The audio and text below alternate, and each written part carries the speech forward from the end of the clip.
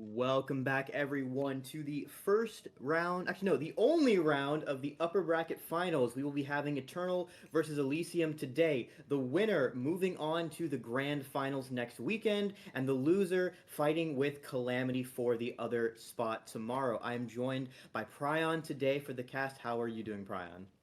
I'm doing great. Thank you for the kind introduction, Cole. It is quite an honor to be here today in the playoffs of Season 9 to be able to cast such a high powered and storied matchup like Elysium versus Eternal today here, Cole. And we have some very exciting killer sets for you. Absolutely. We will be kicking it off today with the unknown, well, not the newest killer, but the second to newest killer, the newest one when this season was first announced, and a killer that has really, really skyrocketed in popularity throughout the course of the season. A lot of teams have been picking it up. We've been getting some very, very interesting games coming out of it. And Eternal Elysium, fantastic teams to showcase this killer. Before we talk about the specific killer sets, though, I want to point out something that I have found very interesting. When looking at these two teams and their killer players, we know Xeno is the guy that's going to be playing everything for Elysium, but Eternal having a little bit of, split between their killer players. And what I'm seeing here, I don't see any Zaka killers in this pool.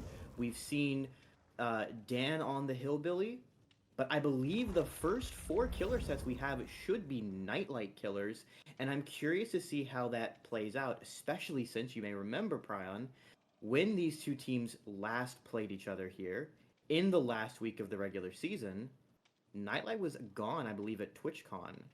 So we've had a little bit of a reversal here. Yeah, and with a team like Eternal that has so many good killer players, you'd expect that if Nightlight was gone at TwitchCon, then they would probably be picking around that and trying not to have too many Nightlight killers in their pool. But here he's back, and like you said, we have four killers here that are expected to be played by Nightlight. Those would be the Unknown, the Artist, the Nurse, and the Clown. And I mean, all of those, I would absolutely agree with you, are Nightlight killers. And I mean, Nightlight versus Xeno. I mean, you've come to DBDLeague to watch the peak of competitive DBD play, and I can't really think of anything else but that would be considered the peak of competitive play. Absolutely. When we think about the story of Eternal versus Elysium in finals, but I was going back to look at some of the old VODs, preparing for this, and we even had, before there was Elysium, we had a team called Singularity, which was basically Xeno and some top Russian players that were also competing against Eternal at the end of, I believe, season 8. So these two players in particular versing each other an awful lot. And so, anyway, we will be moving into that unknown set as our first set. This is Elysium's pick, so they will be playing Killer first. And even though we feel like both of these teams have really, really enjoyed Elysium, and I feel like sorry, have enjoyed Unknown, and I feel like Elysium in particular has been a team which has put up some phenomenal survivor performances against this killer. They have absolutely crushed it, and you may remember in I believe it was the 8th week, Eternal dropping an Unknown set to Ultra. After, that might be one of the best Unknown players we have, but maybe I think going into this, that might be influencing Elysium's decision to pick this killer. Do you have a particular expectation about the outcome of this particular set? I expect this set to be extremely close. It's not often that we get a unknown set where both teams are perfectly fine with playing the unknown. I think a lot of the insane killer results that we saw throughout the regular season were from teams who first picked the unknown into a team that doesn't really have an unknown player, and then their killer gets like two stages, and then like just gets bullied by the survivors.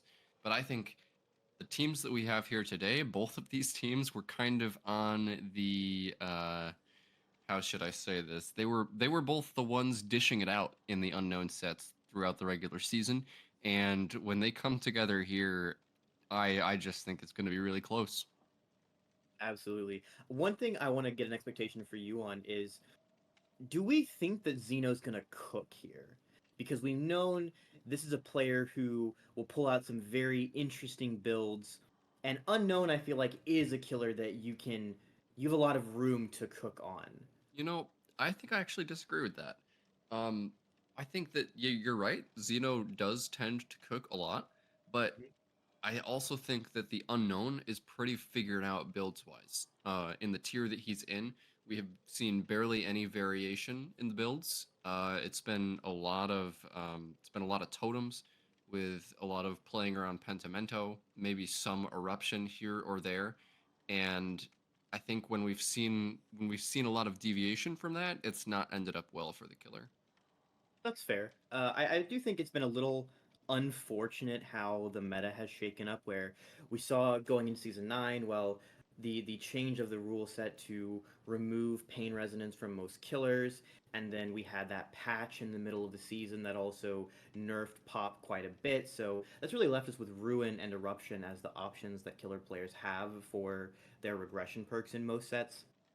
And that's probably definitely affected Unknown here. I feel like this would be a killer that could be a good candidate to use pop if not for that. Um, but yeah, I mean, the other thing I find interesting about Unknown is the add-on selection that you can bring into the picture. Yeah, there's a lot of really good options for the unknown. But you see almost 100% of them taking the brown add-on, the blurry photo, which gives you a 50% faster movement acceleration after you come out of your hallucination teleport, which allows the hallucinations to way more easily be used to get hits at loops, as well as punish people even harder for going for dispels. It's just a really good all-around add-on that you don't want to be caught without. But it's the second add-on that we've seen a lot of variance in. We've seen some killers going for the slashed backpack, which allows you to choose where your hallucinations spawn. We've seen some killers using the like the mannequin foot cast, which allows your hallucinations to spawn that much faster. And then we've even seen some unknown players going for the Killer Instinct add-on, which I believe is called the Victim's Map. Gives you Killer Instinct whenever anybody cleanses their weakened. So if I had to predict, I would say that these killers are probably going to go for the slashed backpack because I think that's the safest option. They're going to want to hold down a 3 gen with this killer because I feel like that's almost always going to be your plan A when you're going into a match on Wrecker's Yard with a strong killer. Do we have any expectations for this particular set? Who do you think is going to come out on top? Let's see. Who do I think is going to come out on top in this set? This is just so tough to predict. I mean, you have two incredible survivor teams here with the best killers in the world. This is going to be such an incredible game, Cole. But I think if you're going to force me to predict, I would say that Elysium is going to win the unknown set. And you know what? Why don't we do like full set predictions now, Cole? So give me one of those. Ooh. For everything, Yep. I think if we make it to tiebreaker, Elysium wins. I think if Eternal wants to win, they're gonna need to win Artist, Nurse, and one of Unknown or Clown. Yep. I That's think a lot of Unknown. yapping. I think we need a score. Okay. I think Unknown will be tied. Artist, Nurse, and Clown. Eternal wins. All right. I think it'll be It's a 3-0-1. very interesting prediction. I'm actually gonna go 3-1 Elysium with my prediction. All right. Well, we are loading into this first set, so we'll see who's a little bit closer to being right. going going into this first trial, it will be Xeno on the unknown for Elysium, and we've got a good handful of Eternal survivors here to match him. Yeah, I mean these eternal survivors are I mean we always talk about the teamwork of the eternal survivors in these sets and this is one of the killer sets specifically where that is going to just shine through even more, like especially if their first chased survivor gets out on a run against the unknown. The teamwork that's going to come into play to just bully the unknown is going to be incredible. So it is the pressure is on Xeno here to hit his UVX blasts. And there we actually have a little bit of a cook coming in. We do have Forced Hesitation being picked up by Xeno. Corrupt Ruin Penti, not a surprise at all, but Forced Hesitation is a perk that has, I think, seen a little bit of a rise in priority in the playoffs. It allows you to really punish one-for-one scenarios so much, and also has a little bit of value if you're going for chain slugging, which Unknown does have the option to do when you start dragging later and later into the game, but we'll see Xeno go ahead and taking a UVX and an M1 onto Yvonne, who will at least get the pallet stun into the middle of the map and dodge out on that follow-up UVX. That will buy him some space to get to the middle of the map. Yeah, Ivan now running towards the shack. He's gonna, oh, he gets hit! What a shot by Xeno. That's an incredible start for an Unknown. I can't believe Ivan didn't manage to dodge that. That shot was from so far away. And I think he's gonna be going basement, Cole. Yeah, that's a basement hook for sure, and especially with no pain res in play, you have no incentive not to go for that. He has the ability to pressure the gens with the UVX shot from range to secure weakness, or, basically a potential energy for him, a potential injury for him. And Xeno can easily secure second here. He knows that there can't be enough gen progress to really threaten him for this. And keep in mind, that forced hesitation, if you try to one-for-one in basement, you are going to regret it. Yeah, and I think some of the problem, oh, Dan gets weakened there. That is not what you want. Just to give the killer even more cross-map pressure, because here comes another UVX blast. It's not gonna hit. But Dan is still going to be weakened, and here comes the unhook. Is he going to be able to make this a trade? No, the swing misses, and Zaka gets into the basement just fast enough. UVX blast also going to miss. He's trying to body block on the stairs, but it's not going to work. He takes the hit onto Zaka, and Ivan is going to get weakened once again, but that was a really nicely timed unhook from Zaka. He wasn't able to make it a trade, wasn't able to get the forced hesitation value. Now Ivan in chase again here at this long wall. UVX blast coming out here, but he cleanses the weaken just in time. Really good pathing from Ivan here.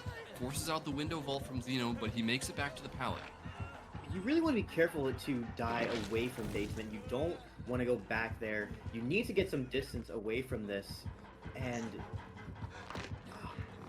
I wonder to what extent the inclusion of Unknown on ladder might actually be paying off.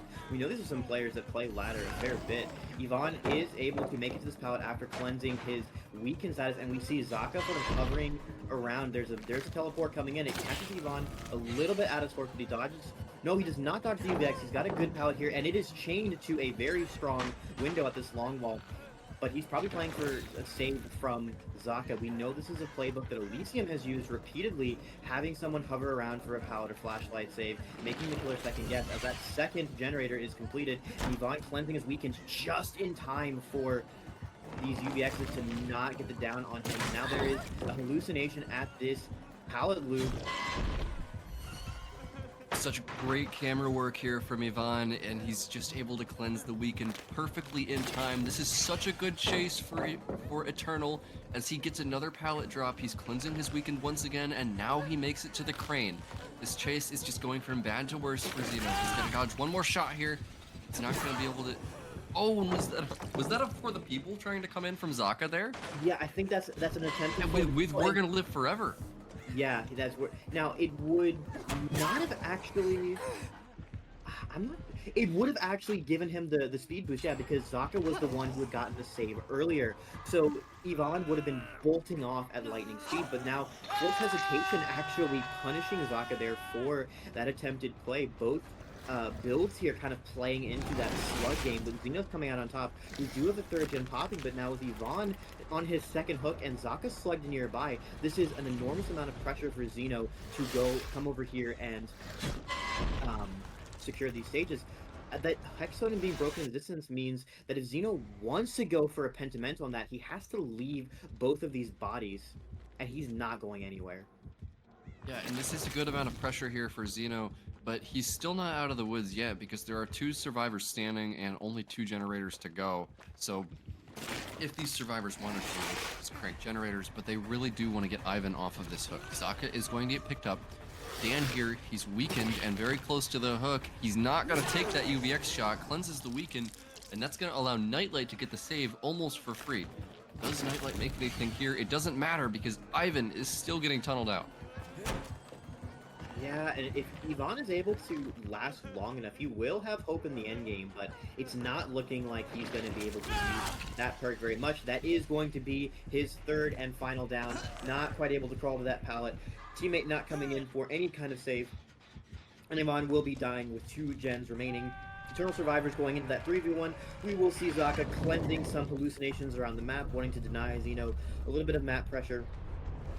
Nightlight possibly baiting chase here, and remember that Pentimento is still available on the Ruin Totem in that deep pocket, and there's 2 gens around it, so Xeno definitely in a position to set up that Pentimento and try and guard these gens, but the gen spread is at least split enough that Xeno does not really have 3 gens that he can hold here, although there's a loose spread around the build. Yeah, it's somewhat of a fortune. It's not a super great one though, and this is going to be a test for Eternal in the 3v1. Ivan was having some really good chases, and it's going to be on whoever gets chased next. This next chase needs to last a very long time if Eternal wants to get any of these gens done. This is a position we've seen quite a few times on our Wrecker's Yard sets, especially with Unknown, and to a lesser extent Artist, where when you have these particular gens, these two, by the hill and in the pocket there, and Shack, Unknown is able to sit on top of these hills that are guaranteed to spawn in one of these locations, I believe. And he has the vantage point on multiple gens, and you can use his UVX to threaten survivors from range without having to actually commit and allow their teammates to pressure the other generators. Now, Dan is the one who is in Xeno's sight. He will drop down, not quite landing a couple UVX blasts onto him, so Dan will be booking it as far away from these gens as possible. Xeno turning his head over to see if there's any progress on Shack. Does not appear to be any, so he will continue chasing Dan, but once again, not getting any of that progress. Takes the Glory Photo teleport back to his gens. He will find Nightlight running away, who was, I guess, in rotation to this gen. We'll take the UVX tag and see if that might be converted into an injury. No Shack pallet to speak of. He does have balanced landing, but this could very well be a tag. Nightlight's probably going to take an M1 here as he cleanses his weekend, but that's exactly what you want in that situation. Running back into the killer, Nightlight wants to avoid being hit by that UVX at all costs.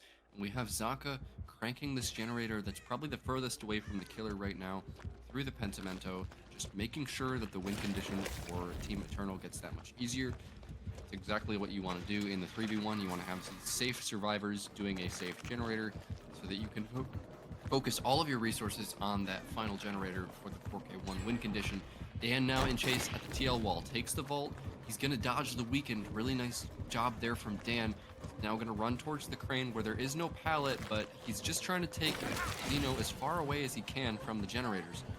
And now he's just taking a little bit of a loop around this dumpster. He's actually not going to go for the pallet here. Takes an M1 and is going to run deeper into the map. Cleanses his weekend, but now he has another tile to play with. UVX is going to miss from Xeno, and he is going to teleport away. So that's probably what Dan was banking on there. It's going into that deep corner of the map. Yeah, Xeno knows that with Pentimento being up, he has a fair bit of leverage to chase Dan for a while. Decides he's ran out of time, and we'll see Zaka hovering around Shack here. Xeno taking chase onto him now. We're going to have to see someone get that reset in onto Dan and now Zaka. With 2 injured survivors, and Pentimento still up, Xeno is in a position where he can try to go for it down here, try and find that reset, get this pressure rolling. He does find the reset just in time for Dan to get reset, so now there's a UVX tag onto Nightlight.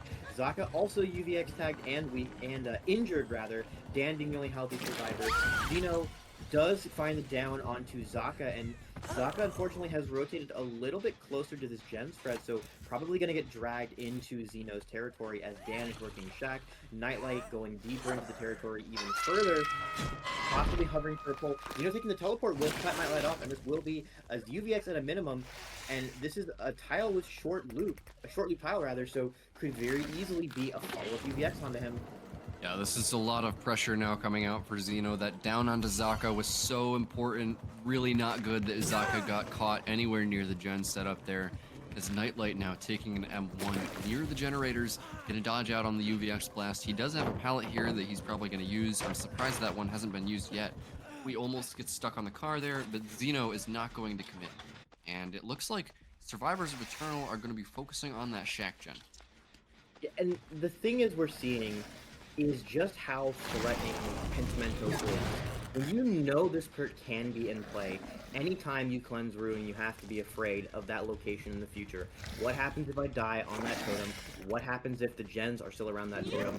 Zeno has such an enormous amount of slowdown coming in. However, in Eternal's favor, rather, is the fact that Ruin is gone, meaning if Zeno wants to play this long game, he's going to run out of generator kicks eventually. So the Eternal Survivors will be playing a slower game, but they don't necessarily have to worry about breaking that Pentimento totem. They will eventually crank these gens out unless Zeno is able to convert these injuries into down more quickly. With Zaka so far being the only hook on the remaining 3 survivors, Zeno will be looking for someone stealthing in the deep pocket, not having eyes on anyone yet, and also doing a diligent job of keeping a good web of hallucinations around the map to be able to teleport to where he wants to be at any given moment. Yeah, and it seems like the survivors of Eternal here, they've actually given up on the Pentimento totem because they can tell just how hard Zeno is protecting it, and Zaka's gonna get found at the shack there. There's a hallucination there, Zaka. If you go for that vault, luckily he has Lithe, so he's gonna survive just a little bit longer, but this is danger for Zaka. He's not gonna make that window there. I mean, he's dying in a good spot, but still, dying is not really very good for Eternal here. They need these chases to last a very long time. Zaka is going to go up on his second hook now, but that is going to cost Zeno his Pentimento totem. So, survivors of Eternal there, that might actually be a worthy trade, Cole. Dan, Zeno had that sixth sense earlier that someone would be hovering around for that Pentimento. It was Dan, and Zaka's chase buying Dan enough time to break it. Nightlight getting caught out a little bit, trying to rotate for that save, will be piling that pressure onto Eternal. Zeno will be teleporting away, possibly trying to intercept Dan for this save. Holding up that UVX, notes there is someone over there, does see that crow flying off. And now moving back closer to the hook to try and force the save to be a 1-for-1 at best, knowing, alright, well, Pentimento may be down, but you don't have enough gen progress to pop that last gen for Zaka's death. Firecracker not coming in.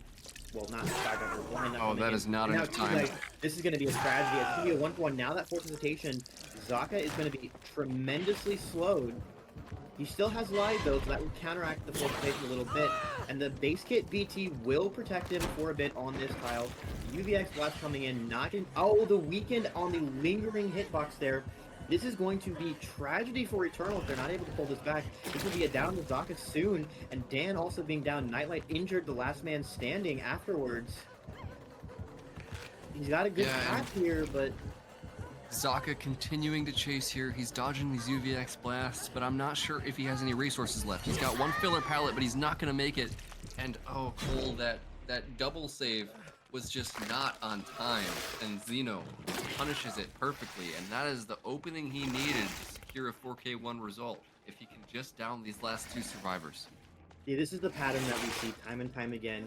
You get into a situation where you don't have a very easy regen to break. The unknown player just has to be patient, play to get injuries, play to get weakened, and only go for that closure on the game when you've got 3 injuries and you can just bounce back and forth from people and get those actual downs. But Eternal doing a good job of recovering from this. Nightlight being down, but he is fresh hook. Dan the one being chased, but Zaka is the one who is on death hook. Ideally the person that Zeno wants to find. Dan going to line some progress onto that Shackton, but now Zaka is spotted out. He will be taking chase around the broken bus, but this is not a very safe tile to play, and there's a good amount of progress left to be done on that Shackton. Zeno teleporting. He will be closer to Nightlight than anyone. Probably not the target he wants. He's going to have to either get that down onto Zaka for that kill, or push Dan off of the Shack Gen. But right now he's doing really... neither. Yeah. He's not checking the Shack Gen, Cole, which Dan has been cranking this entire time. And oh, Zaka just gets mortar shotted there by Zeno. What a play. And Dan just continues to do the gen. If Zeno does not check this gen after hooking Zaka and instead goes for Nightlight, Dan might pop this. Yeah, I mean, this is so strange to me. Hit your greats, Dan. He has about 5 seconds before Zeno finds it. The fact that... And he pops it. I'm dumbfounded. The fact that Nightlight was slugged for all this time and Zeno did not think to pressured to check that gen is really strange to me. This even the pickup onto Nightlight. Dan had Adrenaline as well, so still probably not going to see outs here, but a bit of a fumble on this endgame. This could not have been more than a 4K1. Yeah, and in the winners finals, Cole, we can't sugarcoat it. This was absolutely a mistake from Zeno. And I think the thing is, getting to 4K1 position on Unknown is almost expected. So if you are in that situation, going from the 4K1 to a 4K0 is not just one more gen left. It's taking your result down from expected to worse than expected. This is going to make, I believe, Nightlight's job on Unknown significantly easier, knowing, all right, I can just hard commit to playing for my gens, like, you know, a certain Singularity game we saw recently. Yeah, but how did that go for us? Touche. But, you know, trying to play for a 4K1 is significantly easier for a killer than 4K2. So that last gen popping is absolutely crucial, and especially if we're thinking in terms of momentum going into a series where you pick a killer, you want to do well on that killer. If you start losing your own sets, the mental game can be very, very tragic. Zeno will be, however, securing that 4K all as Nightlight and Dan are both on that hook. Zeno pulling out. You know, I'm not even sure what to call this. The UVX machine. You're the lore person. Do you know what we call the UVX launcher? No. I mean, I think that's the thing about the Unknown's lore, is that it's deliberately vague. They don't really have defined names in it. I'm sure Twitter fandom will be able to tell me. I'll be sure to ask them what to call this exact particular contraption as we wait for these survivors to die on hook. And Zeno just giving us a little bit of a tour around Wrecker's Yard. You know, not quite as informative as that V1 yapping montage over Wrecker's Yard, but you know, we take what we can get here. Yeah, and for Nightlight, expected to be the killer for the Unknown for Eternal. I mean, going into this next match, Cole, I think these teams probably don't go into an Unknown match expecting to pop all of the gens if they have a survivor dead at 2. So Eternal's definitely going to be riding some momentum here, and if Nightlight is able to bring that home, that's going to put them up 1-0 in the series. Our behind-the-scenes experts are informing me that the launcher itself is the UVX, and the technical name for the projectiles is just UVX projectiles. So the more you know. We try to be an informative stream here at DBDLeague. So we will be coming back with the second game of this trial after a short break.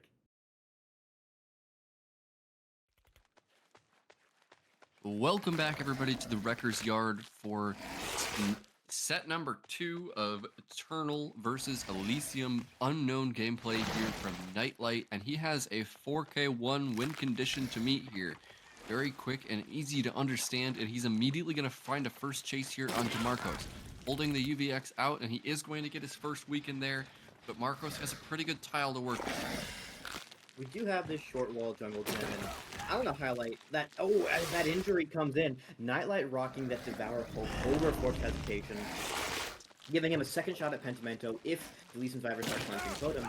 But as Marcos goes down in the corner, this is a comparably fast first down, but it is not going to be a basement hook onto Marcos. We will see Elysium survivors doubling this gen, and we're going to have, 25% on another one somewhere else possibly, or Zeno hovering for a save. No, he's on that gen. So Pedro might be hovering for a save. Nope, he's got his own gen. And I want to point out, we saw for a split second there, Pedro's dropped Counterforce, so Elysium is prepared to go for some totem cleansing adventures if they decide we don't want to deal with Ruin anymore. Are they going to spot out a second totem, though, is the question of the hour, because Nightlight can really play for that hour hope value if Elysium is not expecting it. Yeah, and the counterforce is pretty interesting, as Zeno is going to get found here. Bounce coming out from the UVX, not going to land. That is an absolutely foul Jake outfit from Zeno, as he's going to put a firecracker in Nightlight's face. Not able to dodge that UVX, so Zeno is going to be weakened, and it looks like Nightlight is trying to stay out of line of sight to prevent that weaken from being cleansed. Goes for a mortar shot, it's not going to land. and he wants to just kind of camp out this gen, I think, as one is going to pop across the map. And anytime now, I think he'll probably be going back to the hook, wanting to confirm onto Marcos. Another gen gets a UVX shot at it. Nice dodge there from Silhe. And Marcos is actually going to go second.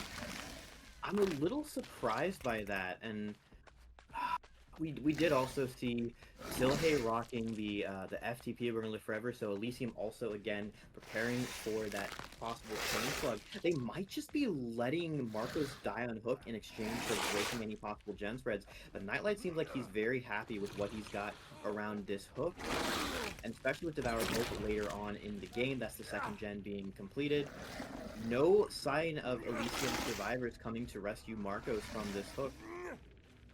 And I mean, with a 4K1 win condition, like, decided, Nightlight is going to be very happy with just camping Marcos to death. And it looks... Yeah, now Pedro is coming in for the unhook. Actually, it's going to be a double save, so M1 there onto Silhe. And then, looks like he's going to go for the risky UVX blast, but he's a little bit indecisive and doesn't hit it onto Pedro. So, not really as much as he could have gotten there for Nightlight. Just a little bit indecisive on how to deal with that double save, and Marcos is going to make it past the shack, dodges a UVX blast. He's going to be able to trigger his balanced landing to go all the way to the other side of the map. So really good chase here, starting for Marcos. And Nightlight here with the UVX, going to weaken Marcos once again. He's playing at this variant 4-lane tile. Is he just going to die on this pallet here? Oh, he actually misses. Okay, now he could have done something really funny and stunned Nightlight there, but he's actually just gonna commit to the bit and die on the pallet so his teammate can save him. This is a play we've seen. Sorry, go ahead. Yeah, it's the safe play from Marco. It's the safe play that we've seen. Pickup is going to come in, and there is the save from Pedro. Very nice play from Elysium. Nightlight going to be stunned up on the pallet, and he's not even gonna take the shot on Zeno. This is a play we've seen from Elysium time and time again, just going for deaths on pallets, having a teammate always hovering by for a pallet save or a flashlight save. You know this is going to be coming in. This is down onto Marcos yet again, but now Nightlight has to be paranoid about another Elysium survivor being around here. He's going to spot out Pedro on this, will get the UVX blast onto him. But now, there's still this threat of Elysium survivors cranking gens the distance as Marcos will be dying. That will allow Nightlight to return to his gen spread. How good is it? We need to know. I think they've done a good job of breaking it so far. But... that's a decent spread. I think it's not as strong as what Zeno had at the end of the last game, but definitely defendable. I want to point out, though, because of the fact that Nightlight forced that double save, he's not actually got more than 1 sack of Devour. Yeah, and I think the Devour here was just kind of a mechanism for more Pentimento in Nightlight's eyes, especially because he was going out of his way to camp Marcos. So now, in the 3v1, the survivors from Elysium, Zeno is actually going to get up there, teleports back to the shack, and as I was saying, the survivors of Elysium, they need to pop one of these gens and get an out. But Nightlight, he needs to hold on to these gens, and like you said, Cole, they're not really that close together. Yeah, but at least Nightlight has the ability to pressure from range. He's got teleports. Unknown is a killer with a deceptive amount of map pressure. And if Zeno is not careful here, he could be dying in a really bad spot. He was already weakened. He should be able to remove it here. As taking that M1, he will, in fact, as a little bit of an audio bug.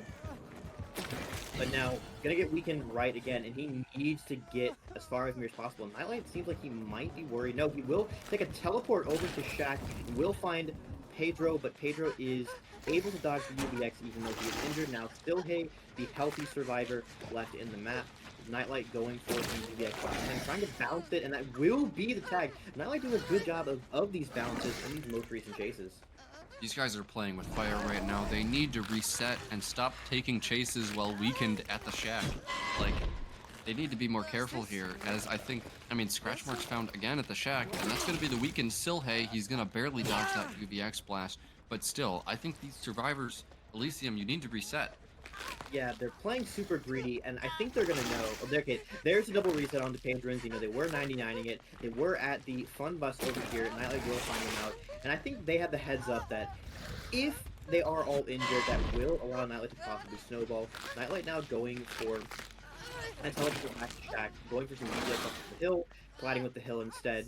Now he's trying to find a snipe on Silhay. He does have eyes on him, and we will see, is Silhay going to go for a death on Hal? He will not make it. We did see Pedro running through the corner gen off in the distance as Silhay was about to go down. Nightlight can possibly drag Silhay in the basement here. Looks like he's going for it. Yeah, it looks like he's actually going to go for basement, and there's not really anything that Xeno can do about that besides maybe go to work the deep corner gen that's furthest away from the shack. Which, I mean, might actually be a really good play here if Xeno is able to get progress down on this gen, and Pedro is able to pressure the unhook, then I don't think Nightlight can defend both of those things at the same time. And he's going to choose to defend the generator as he teleports onto Xeno and gets a hit. I'm not sure why Xeno didn't dispel that hallucination earlier if he was going to be playing it again. But that is going to allow the save to come in onto Silhay in the basement. So good coordination there from Elysium. They're going to make it out of the basement and back into that safe area that Nightlight doesn't really want to be chasing it. Yeah, so I know it can look a little bit cold to work on a gen while there's that active teleport right next to you. The reason that you don't cleanse it is the fact that you can see the teleport is up. You know that he has the ability to TP you at any time, and if he does that, you are basically a guaranteed 2-tap because they'll get the weekend and the hit on you and you will not get out of there. So you're better off risking the teleport and knowing that, okay, if he does teleport here, at least this way I will be able to get away. What a shot there from Nightlight. He lined that one up for just a second and placed it directly over the tile, perfectly calling out the way that Silhay was going to dodge. That was an exquisite shot from Nightlight, and that's going to put Silhay up on his second hook, Cole. I am so impressed with that shot. Yeah, one of the really sick things about watching experienced unknown players is all of these bounce angles that they can get. You have all of this aspect of accuracy with your projectile shots that you normally have with ranged killers, but on top of that, you have these angles you can go for that allow you to get hits you otherwise wouldn't. And another injury. A mortar onto Xeno, yeah. Nightlight's mechanics on this killer are just absolutely on point, and we're seeing exactly why this is the guy that Eternal calls up to play some of these very specialized mechanical killers when necessary, and Unknown, undoubtedly one of them. Also, look at this web of hallucinations. How are you going to approach this hook as 2 injured survivors with all these teleports around? Surely they're going for a reset, but that means Silhay will be dead at 1 gen remaining. They still have to pop a gen. Doesn't look like they're resetting at all, Cole, as Xeno is going to get found over by that tile. And, I mean, where is Pedro? Is he doing a generator? Is he doing a totem? He's certainly not unhooking Silhay, who has just died on the hook. He is actually doing a generator, but he's going to get found in a dead zone now. And it looks like this is just going to be almost over in favor of Nightlight. I mean, he's played this so well, as bounce just barely misses there onto Pedro. He's taking chase now at this filler. Destination does come out on the loop. UVX being channeled, and Pedro is going to cleanse his weekend. He's kind of in no man's land though, and it looks like Nightlight is going to... That was a pretty cool angle from Pedro. Looking over the edge map wall to dispel that weekend was a really neat mechanic. A throwback to like some of the things you can do against Nurse, where because she can't blink through the walls, you can take your pathing that way to give an advantage. And Pedro kind of adapting that for this unknown set. Now getting caught again by the blurry photo. It's so difficult to predict where Nightlight is going to be with all these teleports around. And now he knows, you know, last man standing, Captain Elysium getting chased away from his gen. Unfortunately for him, just not quite able to pop that last generator to win position, and he's going to be kicking himself for not checking Shack when he was the unknown. This is really back right here. Imagine the tables return and you got a 4K1 on both sides. You move into the next set, wipe your hands clean of it, and just go on. But yeah, honestly, Cole, I was about to say the exact same thing. I think this absolutely came down to Dan finishing that Shack generator in the in the last set. And I mean, Eternal is going to go up 1-0 off the back of the Survivor gameplay from Dan, finishing that generator, and then just really good mechanical play from Nightlight. He's able to hit those nice bounce angles and secure that 4K1 win condition for Eternal, they're going to be going up 1-0 in the winners. And if we're talking about like the momentum of these longer series, this is a best of 5. Our next set is going to be Artist, another killer on Wrecker's Yard, another killer which is a bit of a Nightlight specialty, and it's one of those killers that it's one of the killers that Nightlight draws bans for specifically. You don't often see Artist bans, but when you do, it's usually against Nightlight because of that, known ability that he has on this killer. So Nightlight almost certainly going to be on the Artist in the next trial after this. Gotta be feeling good moving into that second set. Yep, and something just happened in the background that we should probably explain to the chat just in case there's anybody new. Pedro just unhooked himself by taking a chance, and that does happen sometimes in these scenarios. Usually in competitive play, taking a chance to unhook is banned unless you have the perk Deliverance. But in these situations where the game is basically over and the only thing that you're waiting on is somebody picking down the second stage, the survivors are allowed to speed that up by taking chances, and if they do happen to get the 4%, they're supposed to just tell the killer where they are and get back on the hook. So that's what Pedro did right there.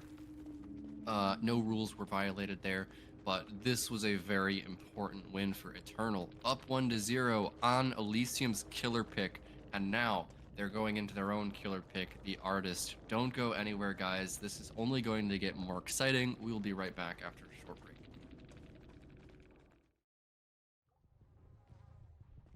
All right, folks, welcome back. We are kicking off our third game on the Wrecker's Yard. Nightlight returning on the killer role, this time with his famous Artist. Elysium, after dropping that first set, are looking to go 1-1 in this series. Silhay being the first chase, and that is what you'd like to see. The 1v1 demon himself, he's got a pallet here. Nightlight setting up some crows. Will force Silhay to leave the loop. He's got a tile over here. Double window tile. That might be an injury on the window vault. Nightlight setting the crow in time. And now Silhay will be taking his chase over to a seawall. We'll see if he's able to get away from this in time. He does drop the pallet, pre-dropping and holding W, classics of the Artist gameplay, but that will be a fast down onto Silhay. Nightlight not missing with those birds. Yeah, really good call out there from Nightlight on that dropped pallet gem pallet. He goes around the long side and is able to perfectly time Silhay going in front of the birds. That's not always easy as the Artist when you leave the line of sight of the survivor. Sometimes you're unsure about exactly when they've gone in front of the birds. So it can result in misses and chases just going so much longer on the Artist. Nightlight gonna get stunned up there by Xeno on this filler pallet on the edge map. Gonna be, though, going back to hook, setting birds towards the hook. Unhook is gonna come in, and that's gonna be a swarm onto Silhay. The unhooker was able to get away to avoid that severed hands, and gonna be the borrowed time there, saving Silhay, getting him to the shack. And you know what I find really interesting here? I think Nightlight has opted back for that Festering Carrion. I've been seeing a lot of Ink Egg seconds on Artist for Artist second add-on over with severed hands. And I'm curious to see why going back to it. It might be a just a preference thing at this point. But anyway, Silhay in his second chase will be taking it down here. The Artist crows just being so oppressive on this tile. Nightlight sending up a shotgun, getting that second hook onto Silhay shortly as the first generator of the game is completed. The Nightlight will be dragging Silhay into the basement, and that will interrupt this shack gem, which has been progressed this time. Ruin will start to regress it as well, as Nightlight will be able to hold this and very likely in a position to just camp Silhay to death here, shooting off crows to interrupt drivers. Also, with Shack Pallet being down, it will be a lot harder to go for a basement save here, as we see some crows swarming from the distance. Nightlight standing up a shotgun, and it will not connect for an injury onto Xeno. Kicking that Shack Pallet, and now, honestly, I'm expecting Nightlight to just hover here. Yeah, and you know what, Cole? That was actually really good pathing from Silhay at that long wall, but Nightlight was just a little bit better with that follow-up bird. The way that Silhay pathed away from that pallet and towards the window, I'm gonna be honest, that would have gotten me if I was the one playing the Artist here, but Nightlight was just too fast for the follow-up bird. Results in Silhay going down in the basement.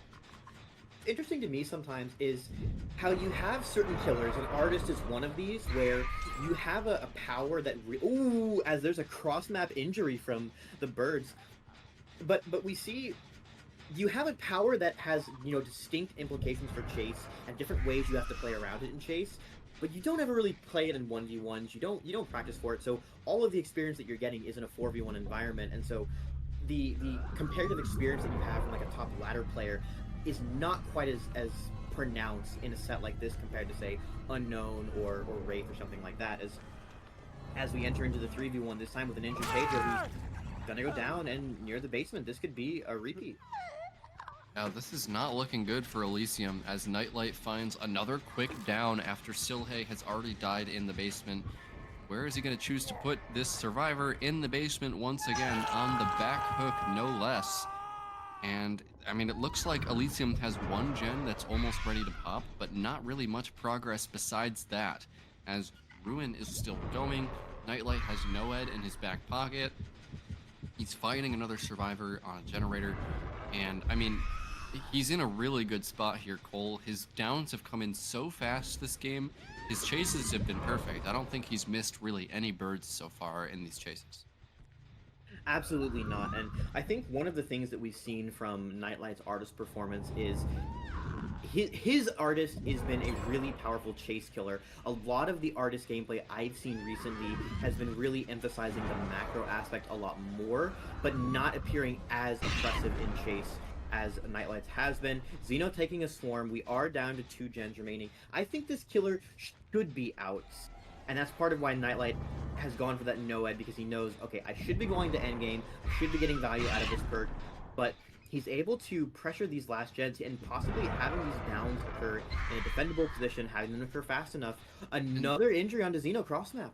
I can't believe Xeno just ate that injury there. When you take a bird on the gen, you gotta know that another one is coming, and he just kind of stayed there and ate the injury. And, I mean, he's gonna take another bird on the gen, and he's not moving. We can see the aura of the birds there. He sets up the shotgun, and it's gonna hit Xeno again. How do you get hit by that? That's, I mean, it's so telegraphed from Nightlight. It's a textbook artist play, and it results in a down across the map onto Xeno.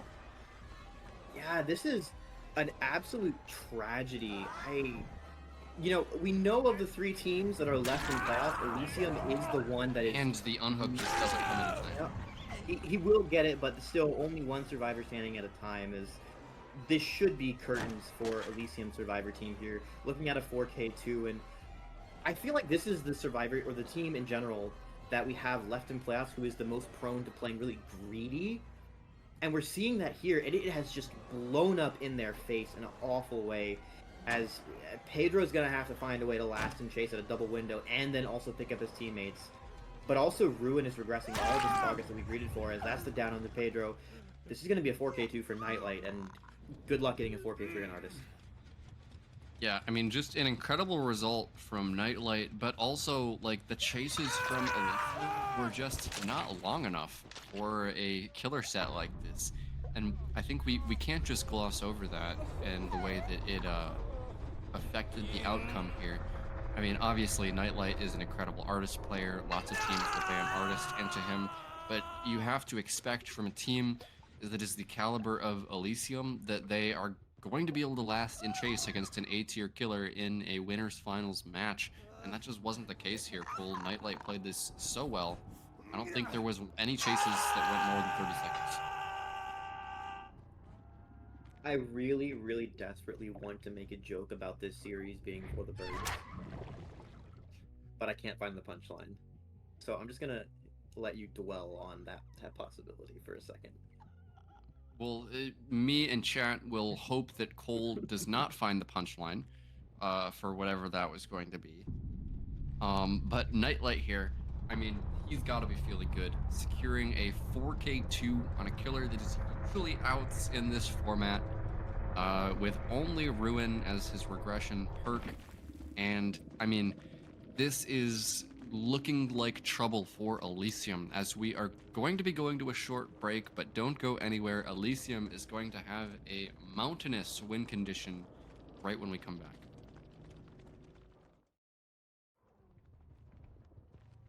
Welcome back, everybody, to the Wrecker's Yard for the 4th time today, and possibly not even the last, as we have Xeno on the Artist with a 4K3 win condition to meet. He's not really going to be loving that win condition. This is an extremely difficult task for an Artist player, and it's going to be one of those classic Xeno builds with no slowdown and just going to be going on pure killer mechanics here as actually Cole, he's using the ink egg instead of the festering carrion here, so he's going to have actually 4 birds, but he's not going to have that cooldown that Nightlight had for the use in chase. So first chase starting now onto Zaka. He's going to path away from the filler pallet and take the window vault on this 4 lane. He just continues to hold W. Great pathing there from Zaka. I mean, that is just the enlightened artist counterplay that we love to see. Just hold W, and he's going to be pathing around the pallet here. Going to dodge the bird at all costs, goes right back through it into the corrupted gens. He's going to the broken truck here, which is not really the strongest tile, but you know what, Cole? This is probably the perfect place to die if Zaka is going to die. Yeah, you know, I really miss being able to use balance landing on that truck, and I think Zaka will be right about now, too. There's not a whole lot of exhaustions available against artists. Balance landing is one of them, and you're kind of praying that you're going to get a crane, but unfortunately, there is no crane for Zaka anywhere on this map. Now, Zeno has, of course, left him. He had gotten a bird onto Spitz earlier. We'll take chase onto him, gets the M1 tag. So far, the bird's not connecting, merely acting as a zoning tool. Spitz will be able to take that M1 distance. He's got a good... not good, but a decent pallet here, chained into a window.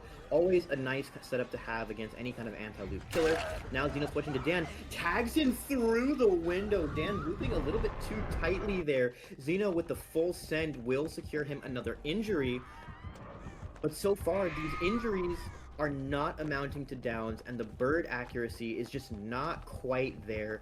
With that extra bird, you do have the ability to go for a fuller shotgun spread if you land that first one, but Zeno having a little bit of bad luck at getting that first one to connect, and that's a very cursed artist skin. No, I actually quite like that artist skin, and Dan he's actually not going to make that pallet. I'm not sure. Okay, it looks like he was trying to dodge out on the bird that was facing the pallet there, but Zeno is not going to fall for it and is just going to take that hook. First hook coming in from Zeno, but he's going to need a lot more if he wants to win this game. 4K3 win condition, let me remind you, as he's going to maybe be playing around this hook for Dan here, but no, maybe going for a bird slingshot there on that faraway gen. Just trying to let those birds fester, puts them up, but there's nobody on the gen. They do have a crane actually for balanced landing, but it's not in the spot that they were originally taking chase. So Zeno here, he's going to need something that is not what just happened there. Dan gets unhooked very quickly while he was not even, in a position to do anything about it, and now Dan is going to make the crane. He is injured. His borrowed time has run out, but he's going to be able to force the break onto the pallet, gets rid of his birds using the locker, and he's going to continue to hold his distance here, dodges out on the birds once again, and Dan just continuing to make distance here towards the other side of the map. He's kind of zoned here. He only has a Z-wall, but this is not Spitz. We're probably not going to have another Z-wall incident here. Dan is just going to be holding W around this edge map rock. He's going to go down all the way in the corner, and that is exactly what Eternal needs. Dan knows what he needs to do for his team because Nightlight is about to pop the high condition generator. Yeah, that's my favorite tile in the game right there, that edge map rock. I love that tile. That's the best tile for running. As second hook onto Dan. And Zeno, you're really in his forced hesitation enjoy your art, but unfortunately, that perk is not going to have a whole lot of value this game. It really punishes unhooked plays, but when you have such an easy win condition here, you don't need to play greedy. You really can't also play near that hook as killer, so a little bit unfortunate. Zeno setting up some birds pointed directly at this hook. He wants to make sure Dan dies. He said, you know what, I may not win this game, but I am going to take you with me.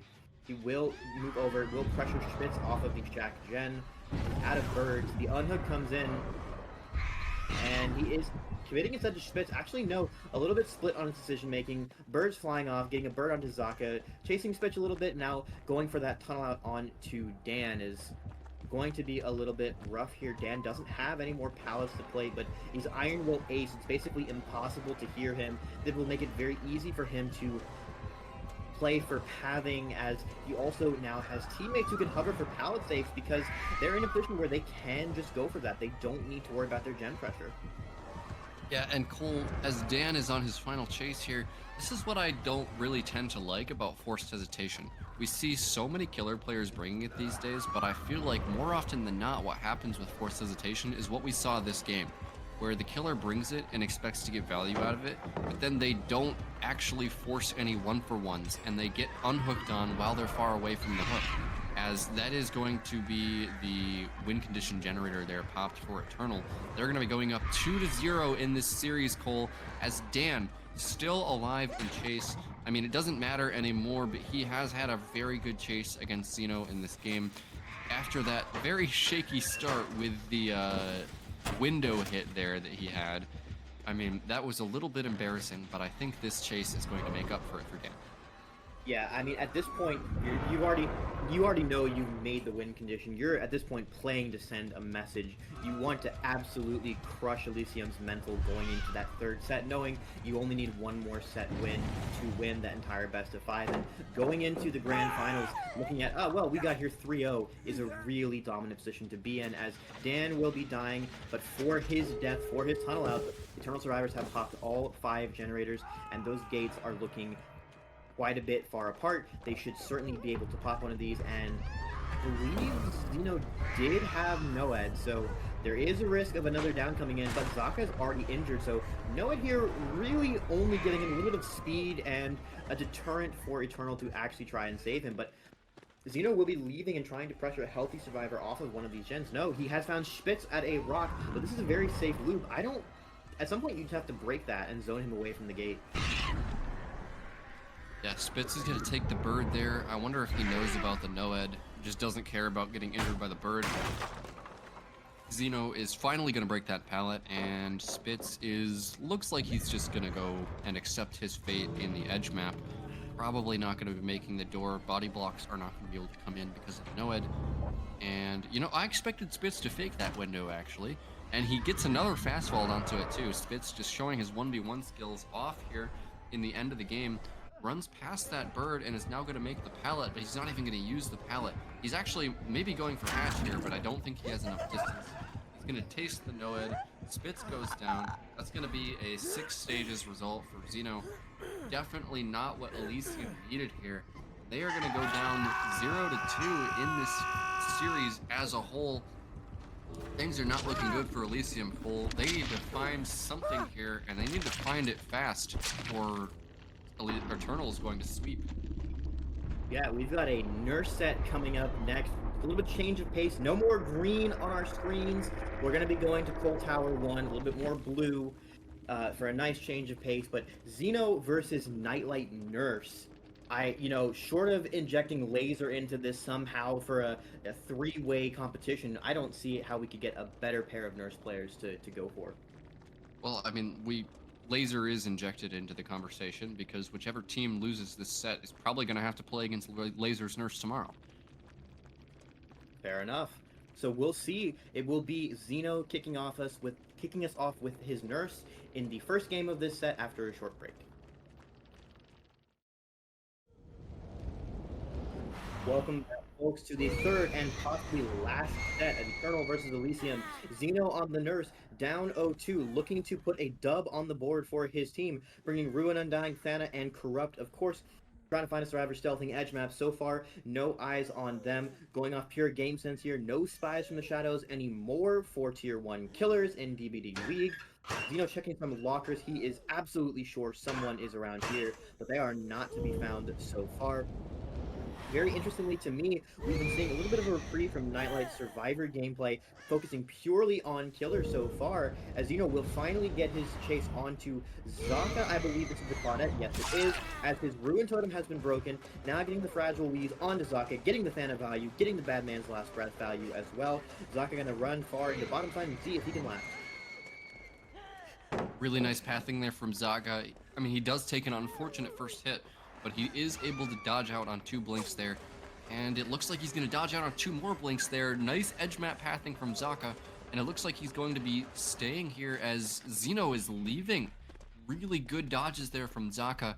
I mean, you cannot overstate how important that was to not have a first down that early in the game. And now Xeno is forced to leave and go for a healthy chase on a different survivor. Appears to be Spitz, who is running edge map. who will take the tag, has lied, but nothing to trigger it on right now. And that will be a narrow whiff onto Spitz. That will give him some distance, and Zeno looks like he's going to leave as well. No, he is charging at the second blink, but the blink is long. He will be going away now. 2 injured survivors, some Thana value, some Fragile Wheeze value, but no downs to show for it, and the Corrupt has officially worn off without a down to show for it, and in a tier 1 set, that is an absolute tragedy. Yeah, and this is trouble for Zeno. This is kind of this has taken a while to get his first down. I mean, and it feels weird to be saying that, but this is a nurse set where we usually see a first down happen in the first 30 seconds, but the Corrupt, like you said, it wore off without being deactivated by any sort of down. And, you know, Cole, it looks like we might be going for some classic Zeno slugging technology, as Zaka is going to be left on the ground all the way in the back of the map by the shack, and he's going to be fully committing onto Dan all the way by the main building. And it looks like that ruin totem has been found by Dan. He's not going to take a hit there, forces Zeno into the fatigue. He's now going to be going to the Macmillan edge map rock, the strongest tile against the nurse, even though he is going to take a hit, over towards the TL wall, dodge out on these next 2 blinks, and he's not going to be able to do it there. Nice play from Zeno there on the nurse. He calls out Dan's pathing away from the TL wall. And this is actually the Deliverance survivor. We saw the Unbreakable coming out, and Dan is going to be the one that is chosen by Zeno to go up on the hook. And, you know, Cole, I think this might actually have been a huge brain play from Zeno, maybe knowing that Zaka was the DS survivor and knowing that anybody else that he might find probably does not have as much of a build to be tunneled out. I mean, he couldn't have been certain that Dan was specifically the Deliverance survivor, but he probably was certain that Dan was not the DS survivor. Typically, when we look for Deliverance, we're judging by the exhaustions. Usually, either your Sprint Burst player or your Overcome player is the Deliverance. I believe I've seen Cynic using Lithe on Deliverance before, certainly not Balance Landing.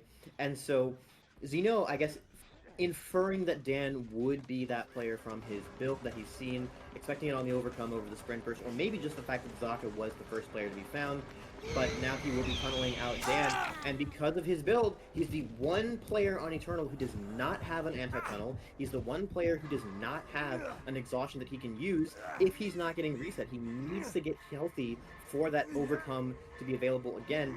Dan will, however, be able to run at least a decent bit away from the main building, and we see 2 of his teammates working gens around there, trying to break any possible topside gen threads.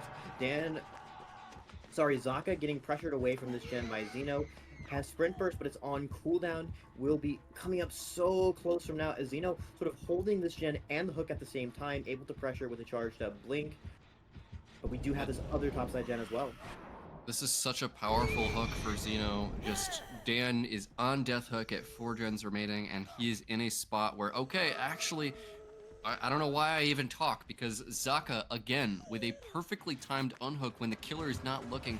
That is like the 3rd time he's done that in this set. And Dan is just going to go straight back down. Unfortunate there. Not really going to matter as much as we thought. Dan is going to be killed at 3 generators remaining, I believe. Really good play there from Zeno. I mean, after that bad start, he seems to have locked in and has really committed to that tunnel out. And he's got it. Dan is dead. There's going to be 1 more gen finished, but I'm not sure if Eternal... Actually, they're going to get found, Cole.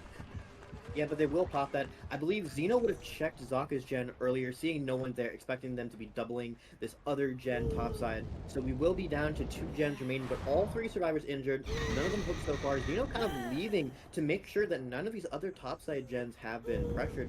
And that is going to allow Eternal Survivors some time to reset. We will see Yvonne resetting in the distance, possibly a self-reset. Zaka now being caught out on the edge map will be the next survivor to be chased. But we see him juke at the last second, so Zeno's blink goes a bit far. We got some more scratch marks. Are these Zaka's or someone else's? We do not know just yet. Zeno is looking for whoever is around the shack, however, And because there's no blood with these scratch marks, I would surmise it's Yvonne, and it is. He's running up the other side of the map. We got a rock here. The tag coming in onto him. He had just gotten healthy with probably that med kit in his hand, but he's back to being injured and running closer to the shack so that his teammates can work his other gens, and that's the down onto Yvonne. Second survivor to be put on a hook. Actually, Zeno's going to slug him. Zeno is absolutely going to slug here, Cole, and you know why? It's because he has the full thanatophobia bonus going right now, and I don't think he wants to give the survivors any time to work. Especially in the 3v1, slugging just becomes that much more powerful. And I mean, we know that Zaka is somebody who likes to slug even in the 4v1, so of course he would start doing it even more once one survivor is dead. He's now back to the middle of the map, trying to spot out any injured survivors. I mean, there are no healthy survivors standing, so if anybody gets found here, it could be game over for Eternal. Yeah, with the UB server being dead, but I guess the Shining Light is actually, they're not getting full Thana value because Dan being dead means Zeno can never get full Thana value now. You need to have, remember, it's like was it 2%, I think, for each individual stack, and then like a bunch more. Yeah, you get a bunch more if you got everyone. I thought a dead survivor counted as a stack. No, that would be absolutely oppressive. I mean, I'm sure there's some Plague and Legion enjoyers out there that would love that, but no, unfortunately for Zeno, he's going to cap out at about like 6%, I think. This is one of those moments where Dying Light would be way, way better, but yeah, so really, if you think about it, it's a big brain play from Dan to die so that Zeno can not get the Thanatophobia value. That's my call here. Incredible big brain plays there from Cole, as Spitz is actually going to get reset. I'm not really sure how or where that happened, and you know Zeno is wondering the same thing, as that's an injured survivor working a generator that is actually very close to completion there, and Zeno is nowhere near that generator and that survivor, as Spitz, now healthy, in chase at the shack. He's check spotting here, runs away from the shack towards the tree, but Zeno just kind of walks him down, calls out that pathing. Really nice play there from Zeno. And how can Spitz dodge here? Really good pathing there. Just barely misses that blink. And Spitz now, he's going towards an Ormond tile, and it looks like he's just going to accept his fate, force locker, and it looks like, yeah, Zaka did pop that generator in the distance, so now Eternal has secured a 4K1. That's pretty good, Cole. They're going for more. The thing that I really appreciate about these Spitz versus Zeno chases is not just the individual skill of these players, it's the opportunity to test out the world-famous German net versus the equally famous Romanian net and see which will win out here. And in this instance, so far working out for Zeno a little bit better. Spitz still going to spend some time on the ground, as I think Zeno is just not going to be hooking anyone until he gets 3 slugs. He seems to be pretty confident that he has gotten a Deli player and Unbreakable player out of the game. Now with the slug onto Yvonne, he's looking for Zaka, but Spitz has just been picked up by Zaka. And with Spitz having leader as well, that will make it a little bit quicker to reset him. Zeno now choosing which of these directions he wants to go. The survivors splitting up.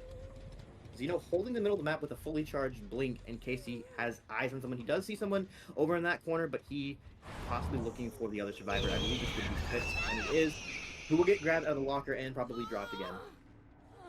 Yep. And now Spitz is going to go right back on the ground, and yeah, he now knows where Zaka is. He remembers where he downed Ivan, and Zaka is going to be doing his best to stealth here at the 4 lane. He doesn't have a sprint burst back up just yet, and surely Zeno has seen him there, right? No, actually, Zaka blending in with the wall. Really nice stealth play there from him, and now his sprint burst is back. He might be able to do something with that and pick up Ivan. I'm not sure where Zeno is looking now, but looks like he's going to opt to use his sprint burst. Maybe heard the terror radius for a second there, as he's now walking towards Ivan on the edge map wall.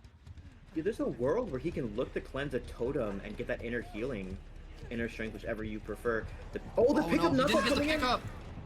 This is an absolute disaster for Eternal. Yvonne gonna trigger bouncing on basement stairs that will give him some speed, but he gets cut off by Zeno a little bit. The blink attack will miss, so Yvonne will get distance away. A little bit of a longer fatigue onto Zeno. But the second blink coming up so quickly after this will be a 4K1 after all. A little bit of a fumble on that pickup play will secure that win with a win condition rather for Zeno. And 4K1 on the Nurse side for Nightlight is a very attainable tie condition, but 4K2 would be a bit of an ambitious thing to play for. It's certainly ambitious, Cole, but it's definitely not out of the realm of possibility. Remember that we've seen 4K4s on this nurse set this season, and I mean, we know that Nightlight is a good nurse player. It's definitely the type of win condition that you would need to achieve if you really want to go for a full sweep of this series. So Nightlight definitely going to have a lot on his plate here, but I think it's possible. Yeah, we have seen one of those 4K4s on Elysium Survivors. In fact, that very first week with Sinners versus Elysium matchup with the famous 4K4 nerf tie. So we will see what we're gonna get in the second follow-up, as Xeno will be picking up one of the select survivors, Yvonne, going on that push now. Only left to find Spitz. And we will see the Eternal Survivors going for that 4% attempt to give us a little bit of a quicker end to this game, so that we won't be staring at these hook survivors for very long. Spitz actually, though, crawling towards Hatch. Xeno on his way back here. I do not think Spitz should be able to make this. He's in line of sight. No, he will not, in fact. Yeah, and for anyone, again, in the audience wondering, when you are in a situation like this, the survivors are allowed to attempt to unhook themselves on the condition that if they do succeed, they have to simply AFK under the hook and not do anything. Yep, so Spitz here is just going to be sacrificed to the entity here to solidify the result of this game. And I mean, a 4K1 here from Xeno, that's exactly what Elysium needed to get kind of their way back into the game. It's going to be up to their survivors now to do a little bit better than that and maybe pop all of the generators. But when you're down 0-2, you need a solid killer result, and I think Xeno has delivered that. So don't go anywhere, guys. This next trial could be the last one. We'll be right back after a short break.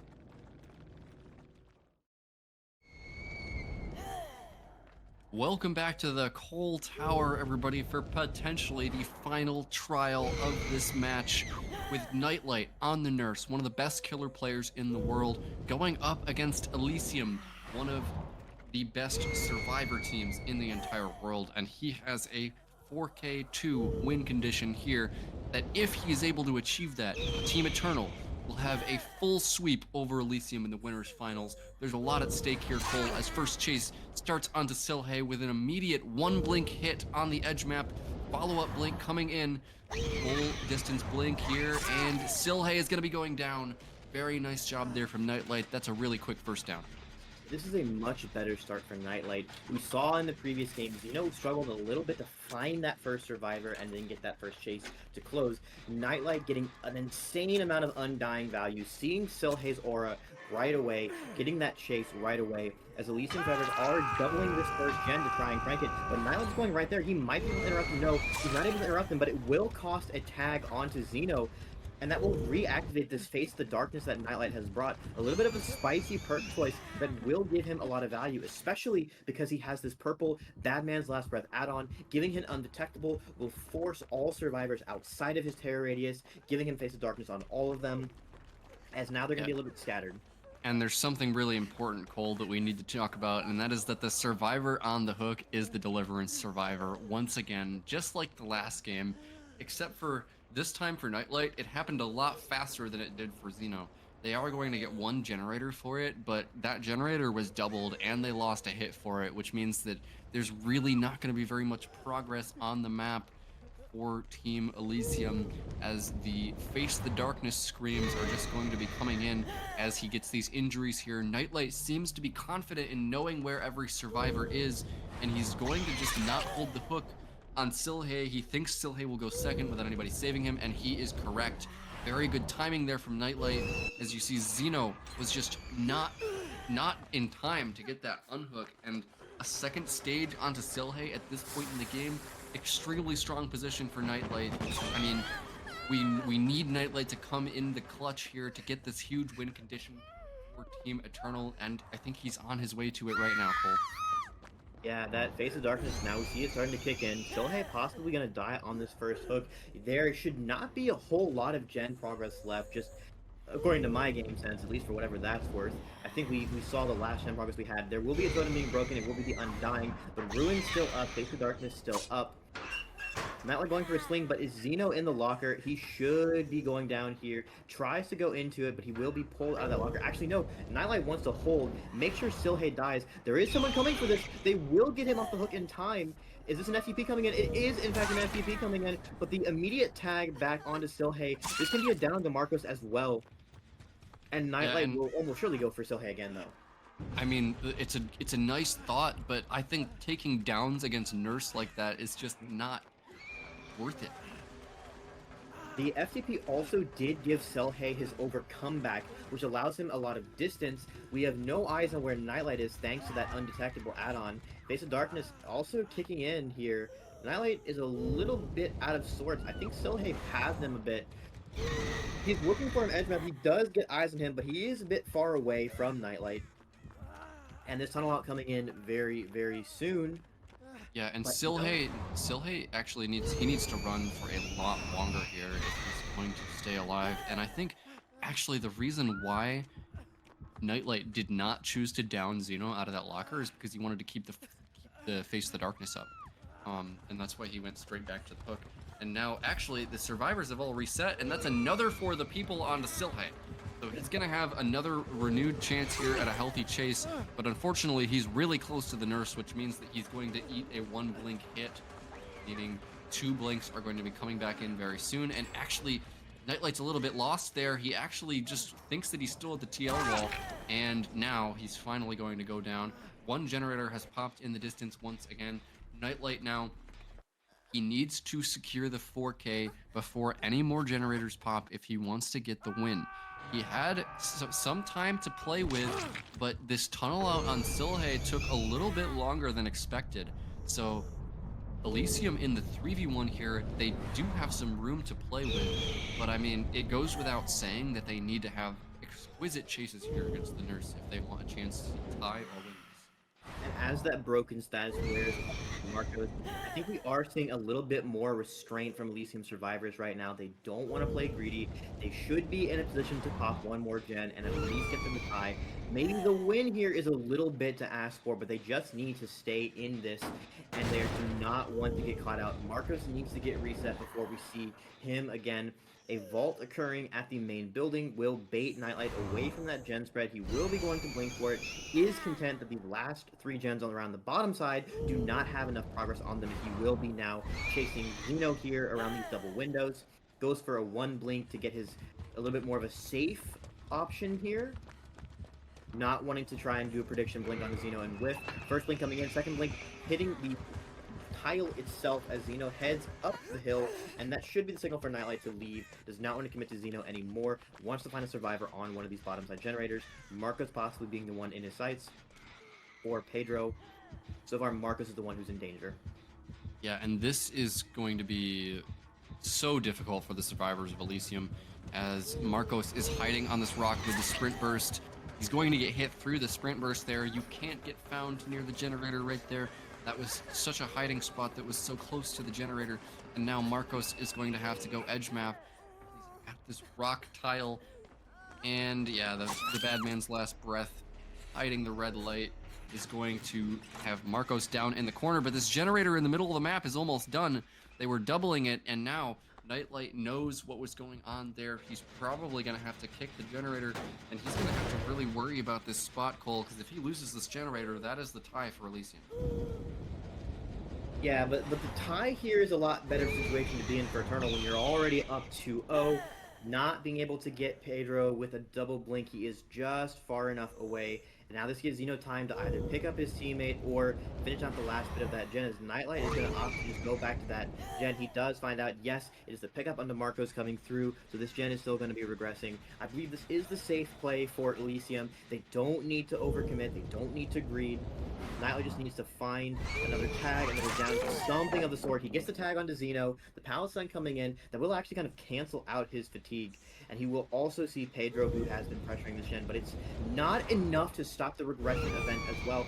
Possibly a tag coming in onto Pedro, but we also see Marcos running around the main building. This can be the snowball Nightlight's looking for. Will he be able to find this tag onto Pedro? Yeah, and Face the Darkness is still up, Cole, so he's going to be getting that information here pretty soon. Right as I say that, Marcos screams on the bottom side of the map. That's going to be some nice information for Nightlight here. And I think he knows that that generator in the middle is the only one with significant progress. And so actually that's pretty good progress there onto that hill generator on the bottom side as well. Nightlight is going to be holding his blink, trying to find out any survivors. And I mean, the survivors of Elysium right now are playing their distance so well. They're not even going near that generator. They know that Nightlight is holding a blink. And right back to the hill generator, but he's not going to find anything here, Cole. The stealth is so good from the survivors, and they're playing slow, getting their resets. That's exactly what they need to do.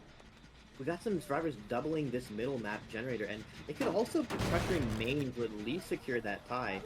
I wonder if they are. We do see another screen going up, but these two gens have such high progress, they can just ping pong between them. We still don't have eyes on whoever has been working on this one. Nightlight now going to check edge map a little bit. Does he hear the survivor? Yes, he does hear Marcos slugging in the corner. Now has to go immediately back to his mid-map gen. They are not going to be able to pop it in time. Zeno does not want to get slugged here because that would surely be game over. But what is Pedro going to do here? Where is Nightlight? He is sort of holding around Marcos. I think he's trying to maybe catch out the Savior. He's trying to catch the person that's going to pick up Marcos here, and this is so tight here. Like, on both sides, this could go either way. Yes, the generators are actually, that generator is 99, and that is going to secure the tie there. Zeno finishes that mid-map generator, but this is still, I mean, really contentious for Elysium to potentially get a win here. They have an incredible gen split. The one that's over by where Marcos is slugged is very highly progressed, and it looks like Nightlight has just been trying to hold on to too many things at once here, and I mean, that's why they were able to sneak that middle generator out. This healthy survivor here, Pedro, is so important. He can't get found here, needs to pick up Marcos, as I'm assuming Zeno is going to be cranking a generator. No, he's actually all the way off in the corner, and he's going to go down. That is the slug onto Zeno. Now, we see the pickup coming onto Marcos. This could be a 2-blink conversion onto him, but he has sprint burst, and it's enough to get him distance away. Once he gets picked up, Nightlight has to get another set of blinks back and needs to get Marcos back down on the ground straight away. The locker grab is going to be forced here, and that will possibly buy Pedro some time to pick up Zeno. But Nightlight can go straight back, and this is still a lot of pressure building up. Zeno will get picked up, but Nightlight is going to be straight back there, and we are not out of the woods just yet. Nightlight now in a vantage point on this hill, looking to see where they have gone. Not seeing any scratch marks. They will be running up topside. Actually, but Nightlight suspects there's someone in this edge map still. It is, in fact, Pedro, who gets tagged. We now have no healthy survivors remaining. Nightlight now looking to blink to the other cross to catch out Zeno rotating toward that save. And he does see him, but Zeno keeping his distance will keep him on his feet as well, as we also have Pedro sort of hovering around. Nightlight being pulled apart in two directions, but is it going to backfire for Elysium survivors? They kind of need to get a reset in, but they're playing a little bit greedy now that they secured tie, but they really are in a position to play for win if they so choose. And we see Pedro trying to crank out that last gen. Nightlight going for Zeno, might not suspect this is coming, but he will not commit. Seeing Zeno running behind main might give him a little bit of suspicion about Pedro's whereabouts on this hill gen that Marcos had been working earlier. Yeah, Nightlight was not born yesterday, chat. He knows that when a survivor is pathing behind the main building, that means there's going to be a survivor working the generator near Shack on the coal tower. Marcos is going to be picked up in the distance, but Pedro now in chase here. Really nice dodge there from Pedro. Perfect line of sight, blocking and pathing there on that edge map geometry. He's gonna survive and chase here for just a little bit longer. Triggers his glide on that short wall, and he's gonna make it out. That was such good mechanics from Pedro there in that chase. Live with the quick and quiet too, but Zeno getting caught a little bit out of sorts will go down, and this is possibly now an opportunity to go for a basement hook, but Nightlight committed to the slug, goes back to the Shen. Here's Marco screaming with that Face of Darkness. That will give him some idea about where this reset is occurring, but it is in time for Marcos and Pedro to both get fully reset. That might be Nightlight's cue to go ahead and pick up Zeno. It's a little bit hard to go for that triple slug now with two healthy survivors. That will be the case. But now the Elysium survivors have successfully split the map. There is still the main building generator. There is still the gen at the hill by basement. It is virtually impossible for Nurse, a killer who doesn't actually have that great of map mobility in terms of range. it's going to be impossible for Nightlight to defend both of these gens. He's kind of banking on Elysium survivors being caught out here. If they just play this considered, they should be able to take the dub in this nurse set. Yeah, and I was thinking just earlier, Cole, that I mean, Elysium needed to have somebody working on that main building generator like yesterday, because they have the perfect split of generators here, and I guess they just didn't feel comfortable doing it when they were in that dangerous situation with many injured survivors, where Nightlight was going for a chain slug. But now, I think it's going to be Marcos here that is feeling comfortable to pressure this main building gen, and yeah, that's going to be the sprint burst, getting him out of there. Nightlight waiting for a second blink. Actually goes directly onto Marcos' head. Really good call out there. And this could be a down here. He's, yeah, perfect blinks there from Nightlight. Marcos there, going to be kicking himself for pathing like that. And I mean, you can't really blame him. That was such a perfect prediction from Nightlight. A completely blind blink through the floor. There was no way for him to know exactly where Marcos was. Maybe unless he heard the footsteps. But I mean, that is the kind of play you need at this stage of the game, and Marcos is really close to bleeding out, Cole. Yeah, unfortunately for Marcos, because his exhaustion is sprint burst and not balance landing, and because Nurse can just ignore the verticality, he didn't actually get any real distance with his exhaustion. Because, yeah, he's been spending the entire game on the ground. There's no reason to hook him now, just because he's going to die faster bleeding out. That will be the case. Now, remember, folks, we have changed our rule set so that bleed outs now do not penalize you for that fresh hook. So Marcos is as good as dead, bled out on the ground entirely as he would be on a hook. Nightlight not being penalized for this, and now Pedro will be taken down, but Zeno is cranking out this main building gen. We'll have to leave it, and Nightlight is actually in a position where he can actually secure that 4K1. This will almost certainly be a tie unless Zeno is able to pull an absolute miracle out of his hat, as he has left, and it looks like he's going to be going for that altruism play on to Pedro. Yep, Zeno is going to get found here in the distance. Nightlight's blink kind of impacts the wall of the shack there and doesn't go very far. That can happen sometimes when you're playing the nurse, but it's really all over here for Team Elysium. They are going to secure, actually the pickup comes in onto Pedro. He's not going to make it to the locker though, and that's just going to be game of tag is refreshed here, and Zeno is going to go down with another set of blinks from Nightlight. He was not able to get the win condition here, but he was able to secure the tie condition. So we remain on match point for Team Eternal here, Cole, and that means we are going to be seeing the Clown.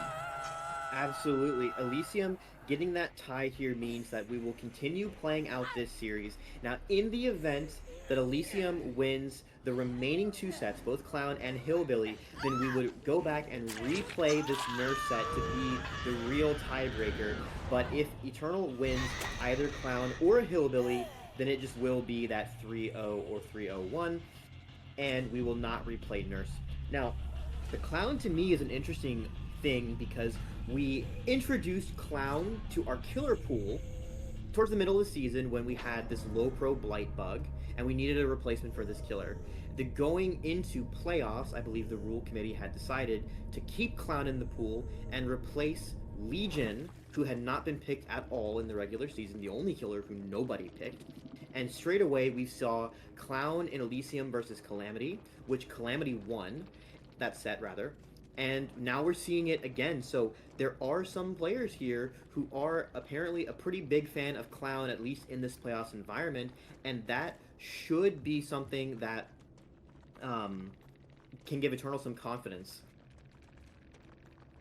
Yeah, this Clown set is going to be really interesting, and like you said, I mean, there are clearly some Clown fans in the European comp scene, especially because it replaced the Legion in the pool and has been already picked multiple times, even though it hasn't been in the pool for very long. And yeah, I mean, match point for Eternal once again.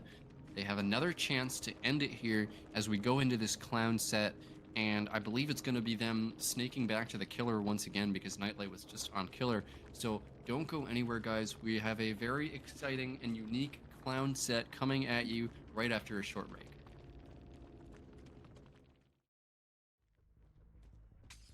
Welcome back, folks. After that brief foray into Coal Tower, we are back on Wrecker's Yard, this time with the Clown. It is Nightlight on the Clown, looking to secure the third set win for his team. Gonna find an immediate chase on to Pedro at the the Crane. Gets the zone and the pallet break, and looking for a chase on to Pedro still with this double slowdown add-on combo. And that force sensation in his back pocket. Nightlight just does not want Elysium drivers to move fast at all, and we see a flicker of an any means necessary play on this pallet from Pedro, as Nightlight now dropping down a yellow bottle and a pink bottle combo to try and get a hit on this loop. This pallet might not be safe with this combo. Yeah, and I think that pallet is unsafe even without the Clown yellow bottle, as Pedro is going to make it to the shack and immediately pre-drop that pallet. Very good play there against the Clown, as chase continuing now on to Pedro. He's going towards the bottom side of this map. He has another pallet. He's going to be able to pre-drop, and I mean, that is exactly what you want to be doing as the Clown. Pretty much every time, you don't want to be eating those bottles and going for distance plays against the Clown, because you're going to lose that every single time with the slowdown. And he's going to just barely make that filler pallet. Goes for the vault. Not going to go for the vault back. Nightlight calls it out, and that's going to be the first down there onto Pedro in exchange for one generator for Elysium. So pretty good first chase there from Pedro. Yeah, and we've seen, I believe, in our previous Clown games, because of sort of the weakness of some of our regression options, I believe when we saw Elysium Calamity Clown set, we were seeing the Clown players just full send it on chase and endgame perks, not really caring about these slowdown perks at all. Nightlight going for that this time. No rapid brutality, which the other Clown players like, but going for that Noed and Rancor endgame. This will be a very scary Clown. You know, definitely a killer Clown, possibly not from outer space though, as he will be holding this hook for a little bit with that double slowdown and force hesi. It's going to be very, very frightening to try and go for this save, and I think Elysium drivers are going to know that. Yeah, so Nightlight here may be looking to play around this hook just a little bit, but he also wants to pressure this generator here that has very significant progress. He's going to be throwing a bottle back towards the hook, and I mean, that's going to cost him his forced hesitation value. Once again, I feel like this is happening every time. You bring forced hesitation, and then you don't force the 1-for-1 so that you don't get the value from it. And now, I mean, it's going to be Xeno taking a body block, but he's... Okay, so he is going to hit Xeno. And it looks like he might be going for fresh hooks here, Cole. He's going to now go on to Xeno. He doesn't have any sort of exhaustion perk, not allowed against the Clown. And he's just going to be going down on the hill. Is he going to be slugged, though, or is he going to be picked up? It looks like, yeah, Nightlight going to be decommitting from the tunnel out and going for fresh hooks here. Yeah, I mean, when you've got double endgame, fresh hooks do have a lot of value. He can be banking on getting a lot more hook stages in the endgame with Noah, with Rancor, and setting up his team for an easier win con with fresh hooks. That does seem like a reasonable strategy to me.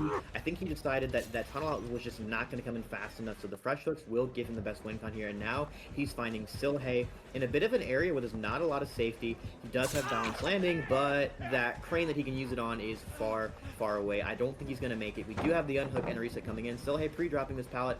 Is it even safe with pink and yellow bottles? I guess we'll find out. I'm not much of a Clown aficionado, but I know those people who are do insist that you can get a lot of crazy hits with those bottle combos. Yeah, and Silhay here, he's kind of looping on nothing here, just taking as much time as he can, and it looks like actually Pedro is now going to be in chase. Nightlight reloaded his bottles and finds a different survivor to chase. Pedro here, he has distance to make this pallet, but probably not much else, and he gets the stun onto Nightlight there.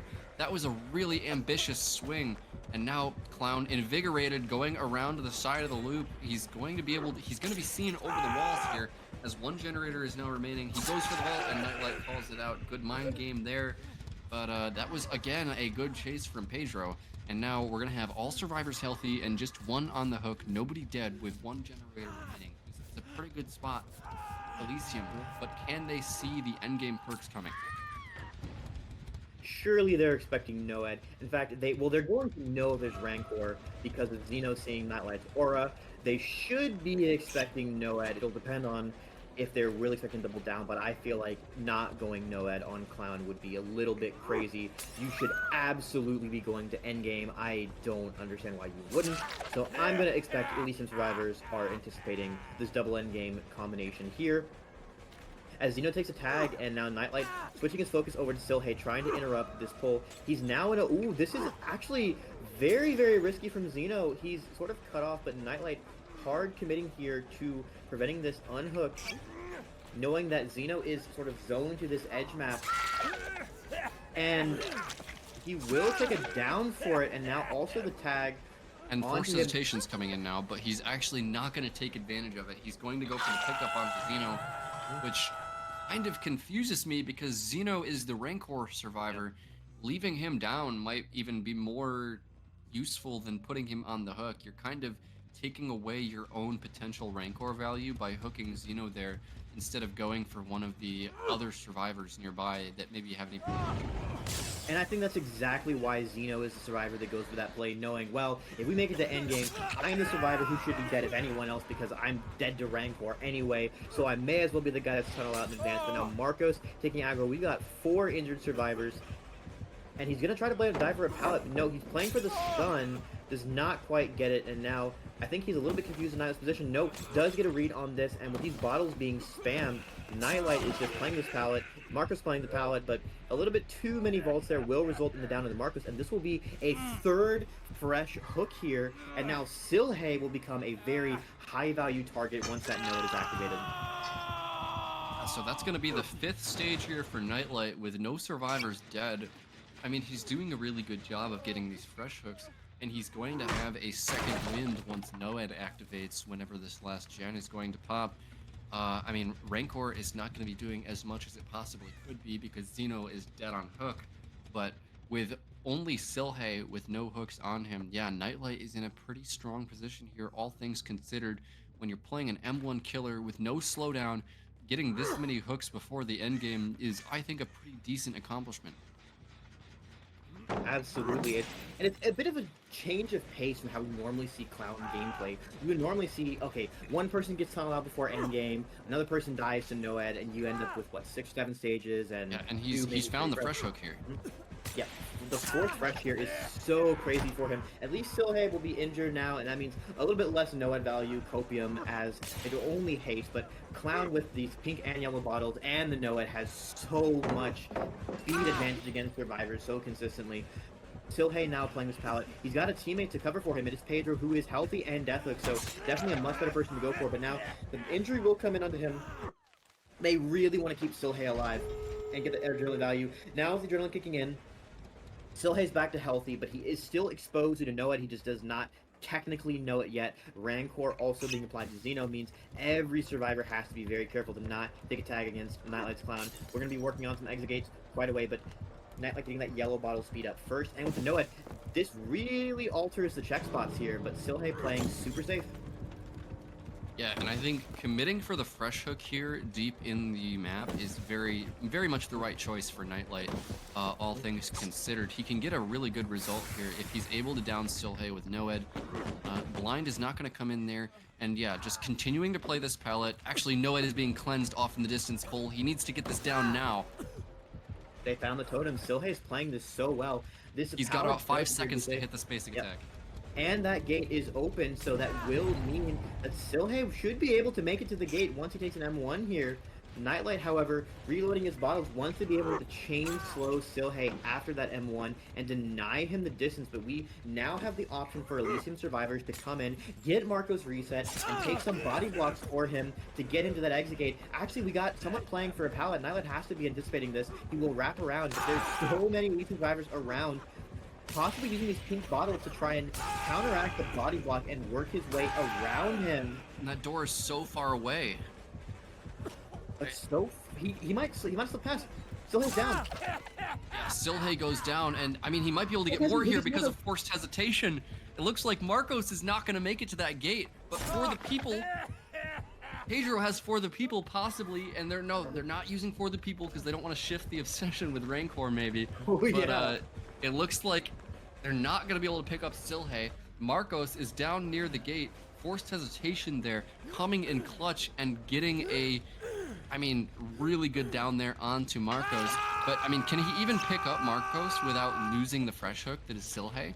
I don't think so. And I think Nightlight, all things considered, is just going to continue to play for this fresh hook of Silhei I mean, Zeno cannot body block anything right now because he's rank horde. But the endgame timer is really ticking down here as, I mean, Zeno, he's actually gonna pick up Silhe. I'm confused as to why he would do that, but it might end up just being the same amount of stages. He already had the 4 fresh, and Zeno's actually gonna go for the blind off the hook, unhook, and okay, they're just trading here, Cole, and I think it's just gonna end up in the same amount of stages as if they had left. But No, this is worse. wait, This is worse. oh, this is gonna be really bad. Yeah. The borrowed time has run out on Marcos, and he's going to be downed in the exit gate once again. Zeno can't get the flashlight saved, and I think this is actually going to be more stages for Nightlight. He gets 9. He gets 9 stages. That's 9 stages all fresh is a crazy result for Clown. I think, you know, Elysium playing a little bit too close to the sun there, and yeah, I mean, when they went for that last unhook, the amount of stages that they would have saved for the unhook was equal to the down on it, but it also causes them to lose more to the EGC. So really backfiring there, as 9 stages is a lot for a Clown set. Yeah, really good Clown result there for Nightlight, all things considered, and it still would have been really good if he had only gotten the 8 stages for fresh. But Elysium there, like you said, they flew a little bit too close to the sun. They were playing too aggressively there, and they give Nightlight 9 stages instead of 8. That is the kind of Clown result you want to see if you are an Eternal fan here, as they are on match point. If the Eternal survivors are able to show up here and beat that win condition, this series is going to be over, Cole. Yeah. So we'll see what Zeno can pull out to try and take this back.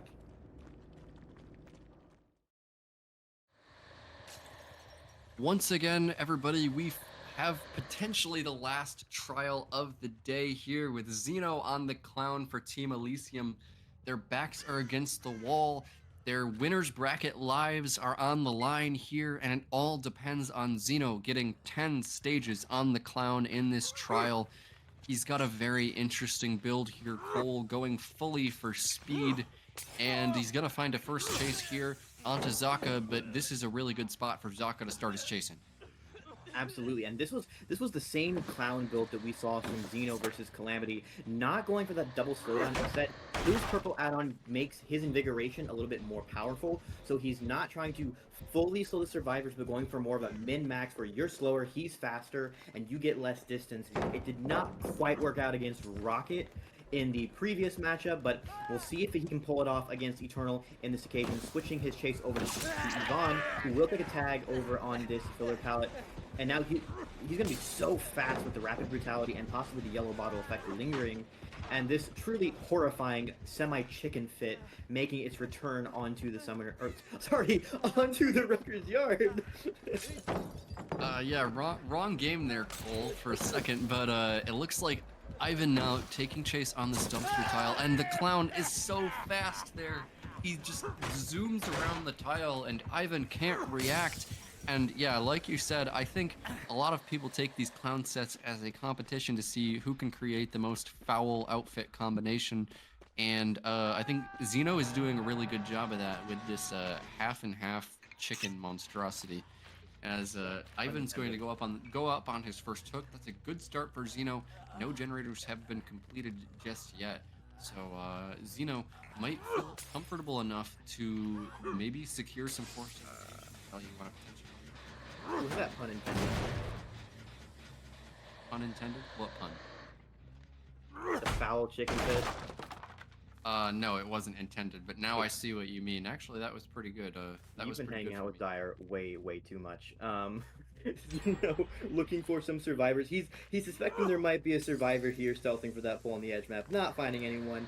Gets that yellow bottle for some map mobility. Will now see some scratch marks off in the distance as the first gen is completed. He has 1 stage to show for it. Not the pressure you'd like to see, but he still does, like Nightlight, have that no-ad in his back pocket, possibly going for a spicy endgame like we had previously. But there are 2 survivors going for this pull. Will one of them be able to make it? Oh, but he hits the hook instead. He hits the hook survivor and then whiffs an attack onto the healthy survivor. What is going on here, Cole? and the body block, this is importantly allowing the survivors to get to the other side of the map. The gens over here have already been popped, so a death over here is so much less valuable. It will prevent Xeno from really pressuring multiple things at once. If he wants to secure Elon's death, he's going to have to give up so much gen progress for it, although there's a reset occurring at the moment, as I believe Nightlight will be cranking a generator for this, and this is where things are really starting to slip from Xeno's fingertips. You know, I don't know what you call, well, chickens have fingers. Not to mention that he spent all that time to try to secure second stage, and Ivan did not even go to second stage. That was a monumental mess up on that unhook there, and I mean, the survivors of Eternal were already in position for a double save to deny forced hesitation value.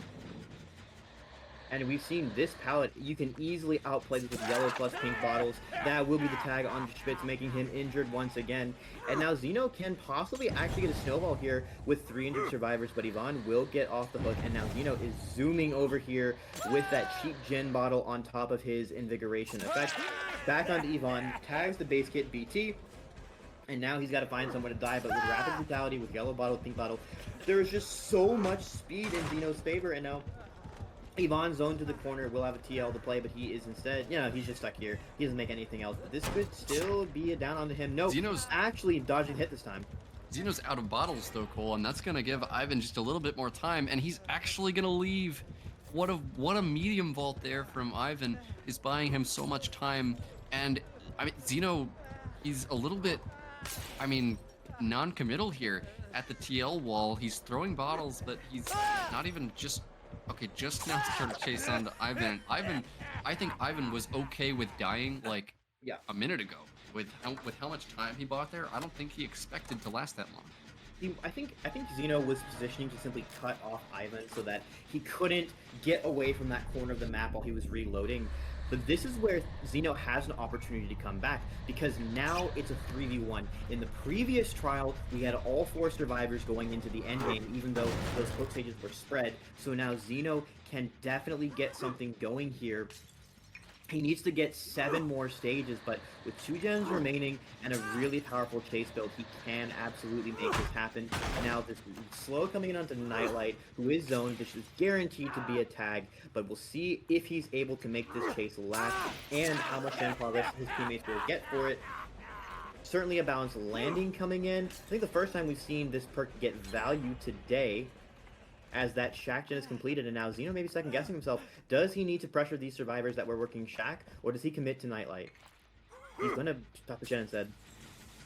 Yeah, and I think Xeno knows here that he's not gonna be able to hold on to these gens, and he needs to bank everything on his Noed and forced hesitation combo, and just pray that he can get a couple or maybe even a few good downs here with that perk combo in the end game.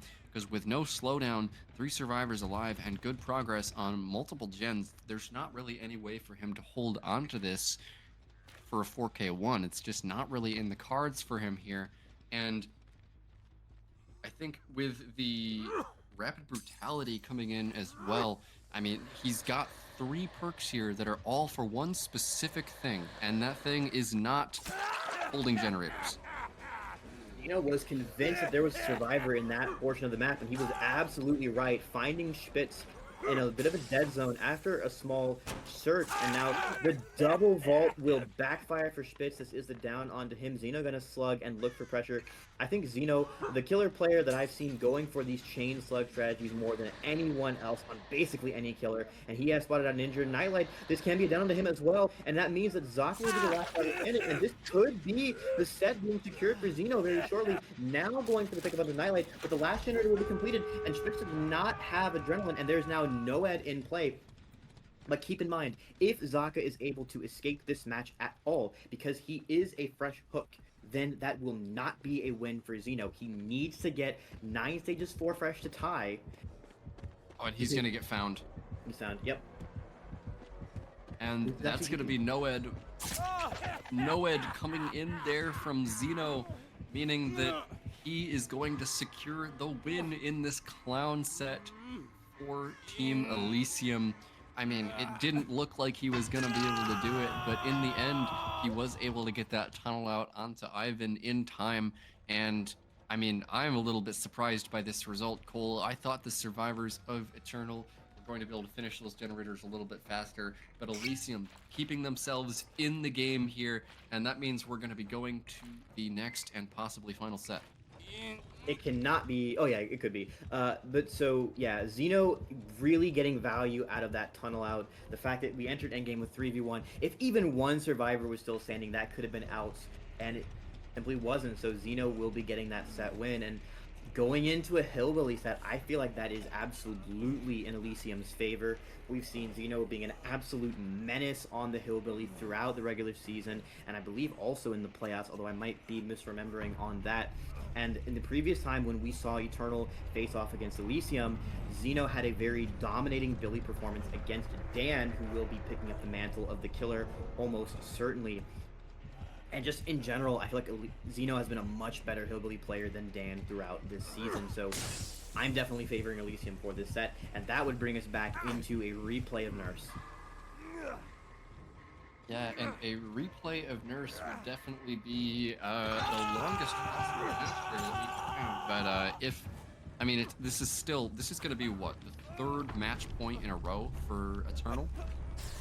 We don't want to see like some variation of a reverse sweep here, do we, Cole? I mean, that is in the cards now. I mean, it wouldn't be a clean and perfect reverse sweep because of the tie and the replay, but still, Eternal has been on match point for so long now. Yeah, it's just really unfortunate not quite able to close this out for them. So, and I think Xeno being what we know as a very emotional player, the confidence boost coming in here is going to be very nice for him going into Hillbilly. I believe he should be the first person to play Hillbilly in this upcoming set. So we will see if we're going to go to that Nurse tiebreak or if Eternal is going to clinch 3-1 after a short break.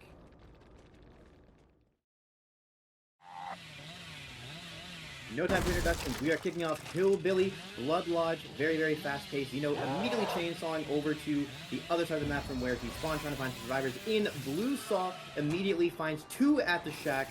Will take chase onto them, and the crowd control resulting in an immediate back rev down onto Zaka. This is an absolute disaster for Eternal.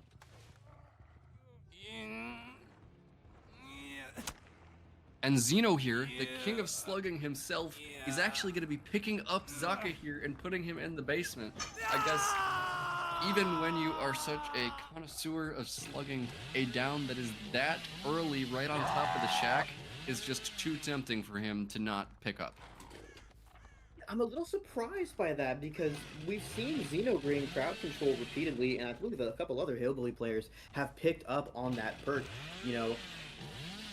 I feel like they should have seen it coming, but maybe it's just a heat of the moment thing. It's like, oh crap, the Blue Saw Billy is right here. I need to vault away from this. I don't want to, drop shack pallets so quickly. So that does backfire for Zaka, and Hillbilly being an extremely strong killer, that's almost certainly going to be a second stage onto Zaka, and Xeno with the leverage to sort of patrol around this area and catch on any survivor trying to go for this. But with the shack pallet being preserved, this does mean that a potential save down here will at least have some safety if they're able to get out of the basement. Yeah, and I don't think anybody is getting in or out of this basement right now, Cole, because Xeno is just revving his chainsaw next to the hook. This reminds me a lot of pre-rework Billy sets, as he's now going to be hitting overdrive and going all the way across the map to try to pressure these generators. He's going to find scratch marks here at main, goes for a nice 180 curve, but that's going to be called out by Nightlight. Good pathing there to dodge that, and now Xeno is going to be going back to the hook. He's going to find the unhook. The unhooker is Spitz here. He's going to go for a back rev down onto Spitz. Crouch tech not going to work on that sloped surface, but Zaka is going to make it out of the basement here. And how long will he be able to last in this chase, as Hillbilly here is sawing past the pallet on this long wall. This is a pretty strong area to play for Zaka, but it looks like Xeno is just going to choose to break the pallet and go to the next loop. And nice firecracker there is going to secure the blind, and he's trying to get to the main building here. Oh, but he forgets about the crowd control. He can't vault back. Nice crouch check though. He's not going to make it though because of the increased cooldown time from the overdrive. He takes an M1 there, unable to activate the balanced landing, and that is going to be a death onto Zaka at 4 gens, Cole. Yeah, and Nightlight having to use that for the people to pick up Spitz right away, not anticipating a super long chase. I mean, we've got 2 injured survivors entering this 3v1, and the one healthy survivor, Yvonne, is getting pushed off his gen. This is not a safe pallet with Blue Saw in play, but it will be broken with a good internet. Yvonne does not take it down on this, but he has nowhere to go, and that's down onto him now. And this is going from bad to worse to hellish for Eternal in a split second, as now Zeno has 2 injured survivors. He's got Thanatophobia, he's got Ruin. All the progress they're making is getting regressed so quickly, and crowd control being up, these pallets being dropped by Zaka earlier. Spitz doesn't have a whole lot to play with over here. Yeah, and Zeno now is in chase at this tile that has no pallet, and he's just going to eat an M1 and go down. Ivan is going to get picked up in the distance by Nightlight, but now Zeno knows exactly where those survivors are going to be, and he's going to be chainsawing all the way across the map over towards the bus here. He's got a really nice turn rate because of the yellow boots add-on. Look at him just going in a perfect circle almost there, but he's unable to find Nightlight and Ivan, which really good stealth from them. They absolutely cannot get found right now. At 4 gens remaining, they can't get chain slugged here, or else this trial is just going to be over as Nightlight gets found at the main building. Mm-hmm. And with Billy being one of these new tier 1 killers in the wake of his rework, I know I've seen a lot of talk of, oh yeah, this killer should be out if you play it properly, but we're seeing firsthand just how punishing this killer set is if the survivors make even the slightest mistake, if your chase is not quite on point, if you're caught out of position, and it is so easy to be caught out of position against a killer with this level of mobility. Yvonne now back on his feet will be the chase as there are 2 slug survivors. He is the last man standing. He will get away, but the curve is just ridiculous, and this is a 4k4 for Zeno. Yeah, I guess Dan's gonna have to 4k5. In all honesty, Cole, it looks like we are going to be going into that replay of the Nurse set, because a 4k5 here, I mean, if any killer is going to 4k5, I think it's going to be this one. But I don't think we've seen that this season, and with that much pressure, you can't lose a single generator here. And remember that these teams submit their builds beforehand, so Dan is not going to be doing any cooking that is going to go like specifically towards a 4k5 win condition either. So this is just an extremely tough situation for Eternal. Yeah, and it's a phenomenal comeback from Elysium. That was such a rough start to this match, and able to pull it back with some, honestly, a very clutch Clown game, and now an absolutely dominating Billy game. I think we can all expect this will be Elysium's second set win going into the second trial of this match, of this set.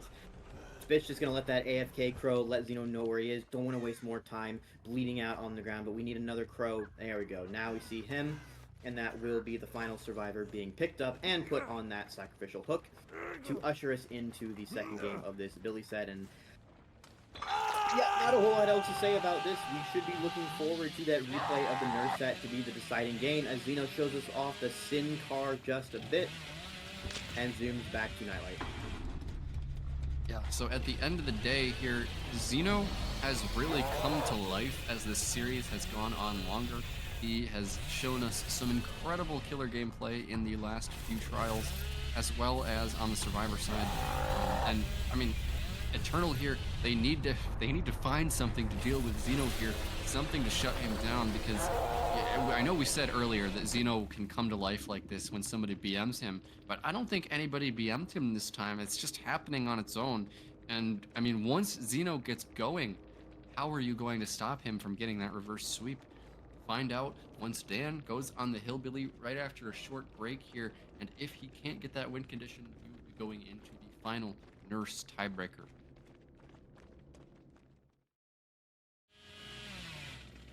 Welcome back, everybody, to the Blood Lodge for the second set of the Billy set here with Dan on the Hillbilly, and he has to kill every survivor here without losing a single generator. This is probably the toughest win condition you will ever see in a competitive Dead by Daylight match. And Dan already has the blue chainsaw. He barely misses Pedro there with the saw, and he's actually going to drop that pallet there, and Dan goes for a crazy curve and impacts on the map geometry there. That's going to be a... I mean, whatever down he gets now, it's not going to be as fast as Zeno had in the last game, Cole. This is definitely a pretty good start for the survivors of Elysium, considering the win condition. And in a hilarious turn of events, No Mither is the carry here, because any opportunity that you have for 4K5 here is going to come off the back of a 4-slug, which you simply cannot do against that No Mither, unless Zeno is the absolute last survivor that you find. And Marcos will be taking chase. That will be that first down. We need 3 more in order to get this win condition met, but they have been cranking gens this entire time, and good luck securing an easy down on any of these tiles. We got a TL wall here. Dan will be looking for whoever's working on this gem. They might have just full sent him. Nope, they're still at the TL, not having eyes on them just yet. Going for that curve, but actually just leaving the tile and trying to catch them off guard as Marcus gets picked up. Yeah, and I mean, you don't just need 1 quick down here. You need 4 quick downs. Before anybody can pick up the other survivors, you see that Marcos gets picked up in the distance. That's all of the pressure that he earned from that down at the shack just gone in a moment. As he's now going for a curve on this 4-lane, wide pathing there from Pedro. It's going to call out that curve and get a nice dodge onto that. And now he's looking for something, and he needs to find something almost immediately as he finds a survivor at this TL wall. It's going to be Silhe revving the chainsaw now. That's going to be, I think, live from Silhe, going around the side of the tile, and he's just going to saw through that pallet there. Very good play from Silhe, dropping the pallets. He's going to drop that pallet too. Very nice internet, getting the pallet break instead of the down there. Silhe's eventually going to go down, but that's a lot of time bought here. And the survivors of Elysium, look at how they're pre-dropping these pallets. They know that they don't need to make very much time. If both of these gens are so close to being popped, and Zeno's one in chase, we should be seeing 2 gens pop here right away. That will be the win con being met for Elysium as we speak. So this is the confirmation. Elysium has won their second set point, bringing us into a replay of the Nurse set, which had previously been tied 4K1 to 4K1. And that will be the deciding factor here, as we're going to see Dan continue to try for some absolutely deranged flicks. Almost working out, but there's going to be a crouch check here, as Zeno is very confident in this chase on this particular Meg skin he's been running on every auto raven set, I remember. And that will be down to a Magusi pick. It's a very green Meg skin. So perfect for Auto Haven.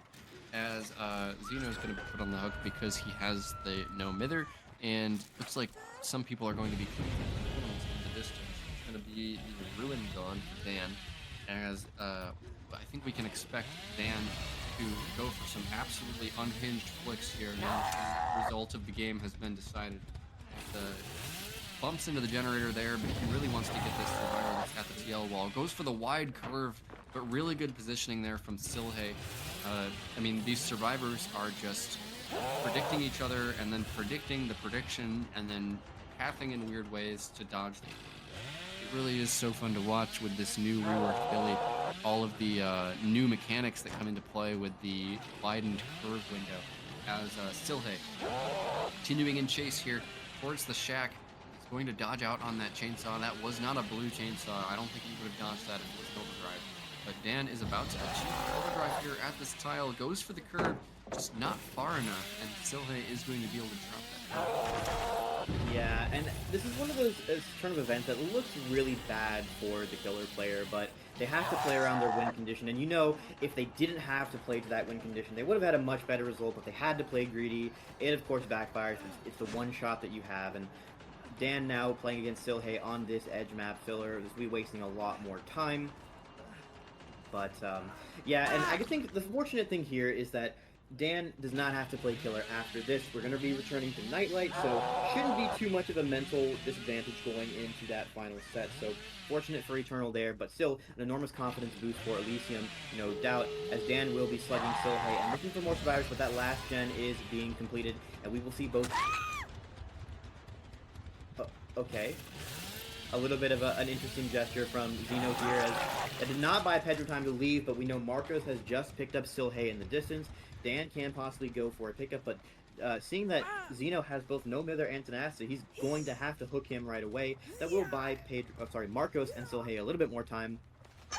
And we'll see if Dan's able to saw to them right away. But we have the FTP pickup onto Marcos, or from Marcos rather, as a gate's already prepared.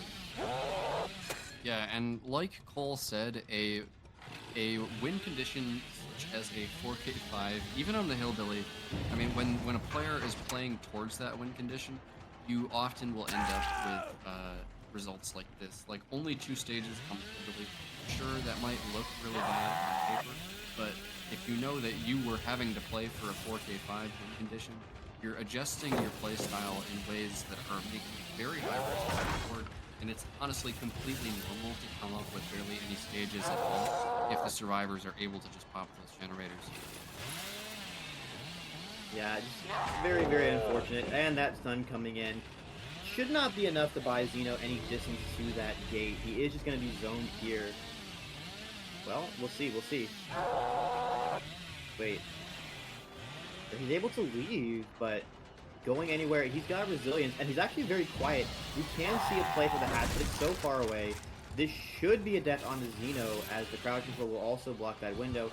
Zeno possibly stealthing away. He's got Urban Evasion and Resilience, a lot of the really good chase perks that you could run against Billy. Kind of strange to have these perks on the No Mither player, but generally speaking, when you are running this perk, you specifically want the No Mither player to be playing super aggressive, because they're the one player that you can have die on the pallet, and then the threat is of, okay, well, if I don't pick them, they pick themselves up, but if I do pick them, they might have a teammate nearby, and so making it even more punishing to chase that No Mither player, on top of the fact that Billy is likely going to be playing for those saw downs, even against injured survivors, just because the M2 is so much easier to connect than the M1 on these tiles. But that will be the conclusion of the Hillbilly set. We will be returning for the replay of the Nurse set, which should be a tiebreaker, and if I am correct, I believe it would be Eternal playing Nurse first. I'm not 100% sure, however, but we will see after a short break.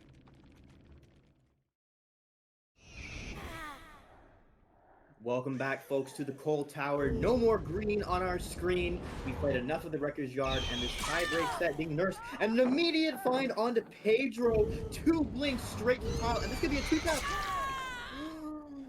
Immediate 2-tap onto Pedro for Nightlight. That is exactly the kind of start that he wants here. I mean, now both teams' backs are against the wall here. Nightlight and the rest of Eternal have got to be just sweating about giving up this reverse sweep potentially to Elysium. I mean, they need to find something here, and a 2-tap that early into the game, that is exactly the kind of start that they need, Cole. And now only one survivor is not working the generator. He's stealthing near the unhook, and it doesn't look like Nightlight was able to find him. No, he hasn't, and we see the classic doubling that first gen against any S-tier killer, especially against the Nurse.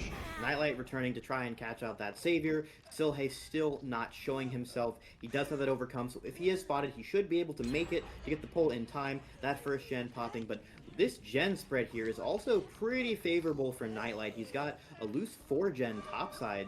And we have found Silhei with the AFK crows on him. Nightlight now could play for a body block here. Not going for it. Will take the 1-for-1 onto Silhei, but actually no. Tags him once and goes to try and deny this onto Pedro, possibly denying deliverance, but with the live coming in. And that was a fast unhook, by the way. He wasn't able to get the M1 onto Silhei there, and I think it's because of the leader coming out from Pedro. But it doesn't end up mattering. Pedro is going to go down once again, and that's going to be the Face the Darkness activating. We saw Nightlight using that earlier in the day on the Nurse as well, and it's going to be giving him so much good information here because Silhei remains injured until he gets reset. So Pedro up on his second hook with 4 generators remaining, and Nightlight now is going away from the hook to try to see what pressure he can find without hopefully losing out on his tunnel. Yeah, with this build adaptation of going for Eruption over Undying, that would have been a lot of value in his previous trial as the Nurse. getting those downs and delaying the gens that were being cranked. We do have the Ruin Totem being broken, Face of Darkness still standing. Nightlight now seeing Xeno, but not quite. Actually, Xeno's running into him. I'm not quite sure why. Maybe trying to buy time for that unhook in the distance, but I don't think that was probably necessary. The FCP from Marcos coming on Stillhay, but this will be an immediate down onto Marcos as well. And still, Nightlight is in a position to go for that tunnel out onto Pedro. Yeah, and this all comes down to Pedro here. How long is this chase? These are the situations where you need to make something out of nothing as a survivor. How long can he run Nightlight for? He's got good pathing. He's able to dodge out on a couple of blinks, but he's not on a good tile. The double window is not very strong. He's going to take one hit. Now, second blink charging at the shack, but he goes for the pallet drop, and it's not going to work out. Pedro is down. He's going to be dead on hook here with 4 generators remaining. Third one and the second one sure to follow pretty soon. So good gen progress here for Team Elysium, but they're all injured. Cole, they're greeting these generators, and this could be really bad if Nightlight finds them. They're injured, and there might be Face the Darkness still active. I don't think so, but yeah, going into the 3v1 with injuries is exactly the situation you don't want to be in. Now, they do have, yes, so Face the Darkness is active, and they do have their Unbreakable player up, so Nightlight will have to be cognizant of who that is. I believe it is Stillhay. So ideally, he wants to find Marcos next and then Stillhay. And that, I believe, is what has happened, but the blind around the corner does come in. That will buy him some time, but Nightlight has not lost the trail of the survivor. The blood and scratch marks giving way at this edge map rock, and also with Fang's position being revealed by the Face of Darkness. Nightlight also sort of loosely holding this choke, not allowing Fang to cross, knows where both survivors are, and they're not going to be able to make it to Xeno. Nightlight wants to secure a 4K2 in this replay of the Nurse set. He may be able to do it, but Elysium are not out of the game just yet. If Nightlight downs Stillhay before Marcos here, Face the Darkness will deactivate, and I don't think he wants that right now, but Marcos actually has reset in the distance, which is going to give Elysium a little bit more life here, but he sees their positions. Face the Darkness is coming in so huge here for Nightlight. He's able to blink right over to where he knows Marcos is. The pickup is going to come in onto Xeno, but how long is this chase going to last? This is where these survivors, they need to have the runs of their lives here against the Nurse on a map that is quickly becoming bare of resources. In the 3v1, you could not ask an AI to create a more difficult situation for survivors in Dead by Daylight here. But Elysium survivors have made a pretty good recovery here. They got the pickup, they have the reset on the Marcus. Nightlight has now finally found one of these survivors. He spent the last couple of blink sets not doing anything, but this is an injured survivor as well. This is Stillhay. No, Xeno, a much better target than Stillhay would be. The down comes around on the corner. This might be a pickup, but Nightlight probably will instead opt to slug. He does not want to let them get another generator for this, but is that still a basement survivor? No, there's no survivor in the basement. That must be a spectator bug, as we've seen the positions of all the survivors, and none of them are in the basement. Somebody is working a generator, but it's not going to be this one. Nightlight is going to take a pick with Eruption. Now, with Xeno continuing to be on the ground, as I say that, he gets picked up, but Nightlight here, he needs to be careful that he doesn't just let these survivors reset for free, because if he ends up doing that, there is still room for these survivors to pop more generators. Yeah, we do have that reset coming in onto Xeno. No idea yet on where Stillhay's position is, or if he's going to get reset. But Nightlight does see multiple survivors over here. We'll get the tag back onto Xeno, and I think he's playing to try and go for the chain slug to secure that 4K2. Needs to get multiple injuries for it, but now the down onto Xeno once again.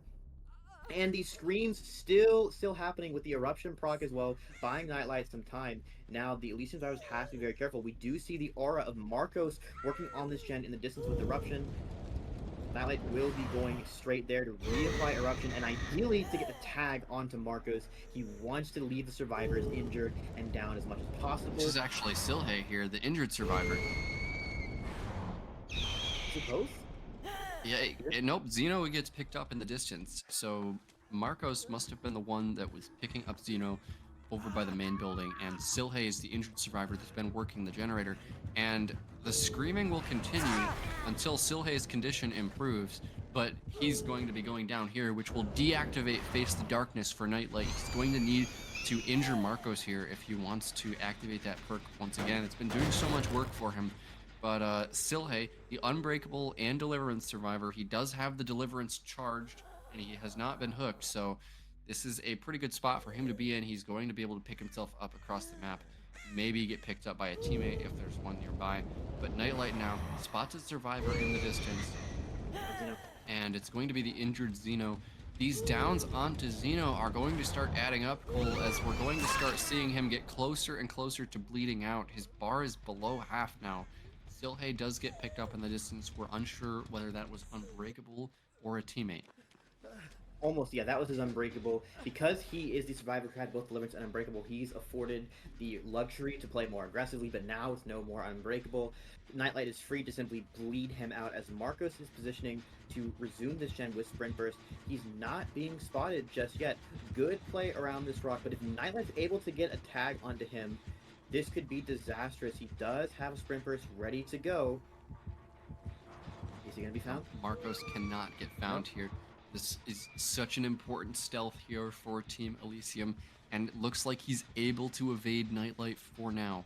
These healthy survivors, the single healthy survivor in the Nurse set is by far the most important one, and it looks like Nightlight is continuing to search around that location.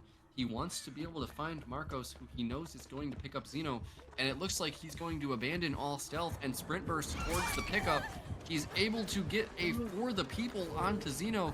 Because of the Fragile Wheeze, it was taking a little bit too long, and he's going to go into the locker, broken, pulled out of the locker, and now Cole, this is what we didn't want to happen for the survivors of Elysium. All survivors now injured, and Nightlight knowing their positions. One generator is being worked across the map, but how much progress does it really have? It's actually so crazy. He fully healed the slug to injured, and then FTP'd him so that Xeno didn't go down after the pickup. But Nightlight now grabbing Marcos out of the locker. Xeno and no, still has the locker. Xeno and Marcos getting the pickup on the other side of the map.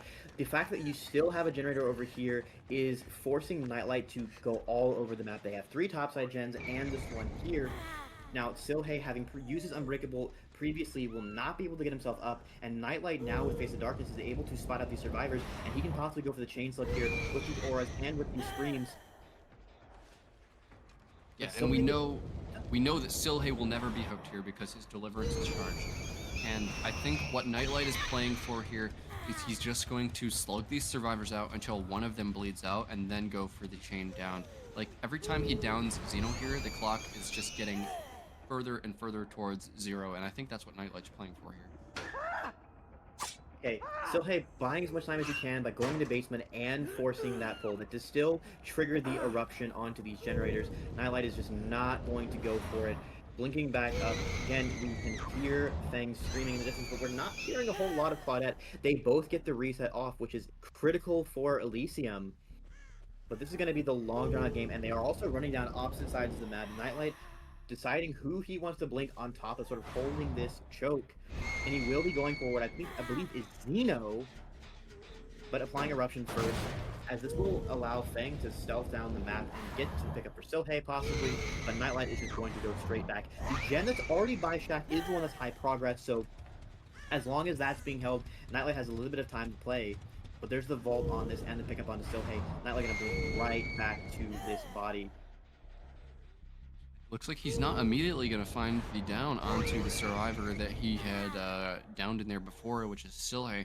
And Silhe here, he's just going to continue playing in these basement lockers, which is so smart because he knows that Nightlight does not want to hook him.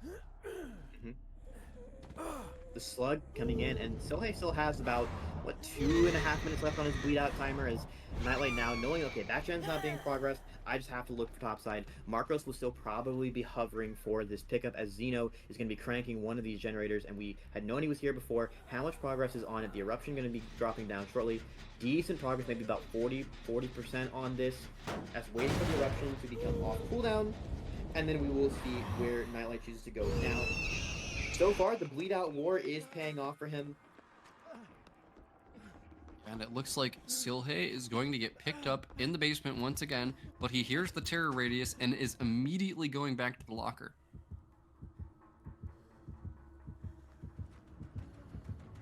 Maybe not like going to find Marcos here. Instead, we'll find him on the tree. That Dangerous. is the tag and the yeah. Very dangerous stealth there for Marcos. Just, I mean, And betting then that a good comp player is not going to find you on a tree that thin is very risky. And now that's going to result in 2 downs for Nightlight. Only 1 survivor standing now, but we can see in the distance that survivor is Zeno, and he is sticking a generator. Or no, he's actually stealthing and going for the pickup. If Zeno gets found here, that is game over for Elysium. It will be a 4K2 for Nightlight, and here comes the Nurse. Terror radius in range. He's going to just sprint past. I think he does have the distance to get to those pickups now that Nightlight didn't find him on that edge map tile. Surely he sees him now, but this is going to be the game of tag. Cole, can he get these pickups through the fragile weaves before going down? He does have botany. That will help. 1 pickup coming in, but now the tag onto him. He gets the other pickup.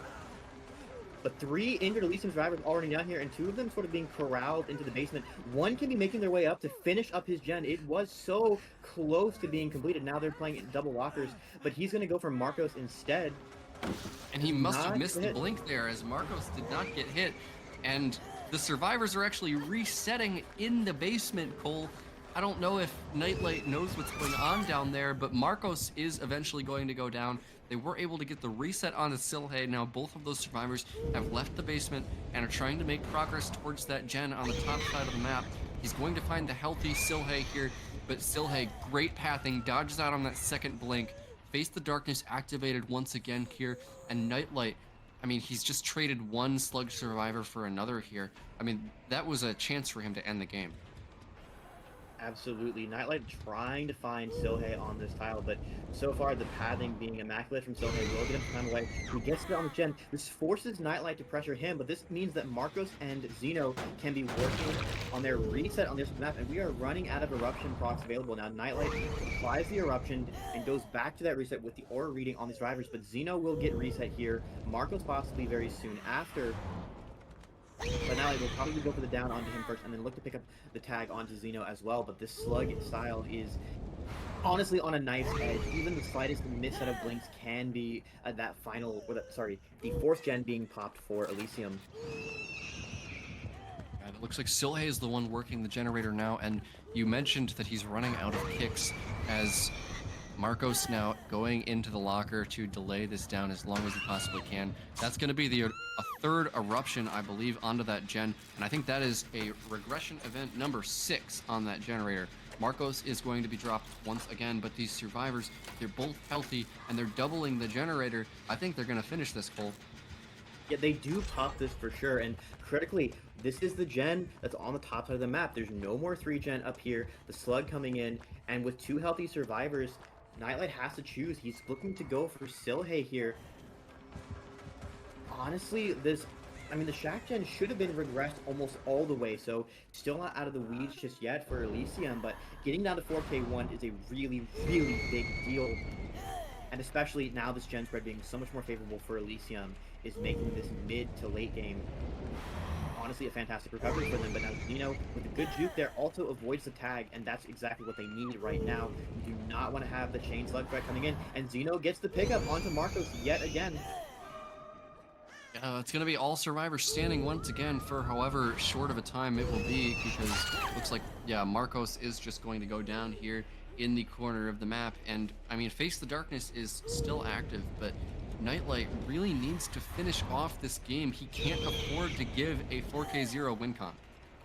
Absolutely not. And, like, 4K1 is a comfortable thing to play tie for. We have been seeing teams more and more often playing Nurse down to a tie. Or even outs, honestly. With Face of Darkness being broken now, there will be no more value for that for Nightlight for the remainder of the game, with only Eruption as his perk.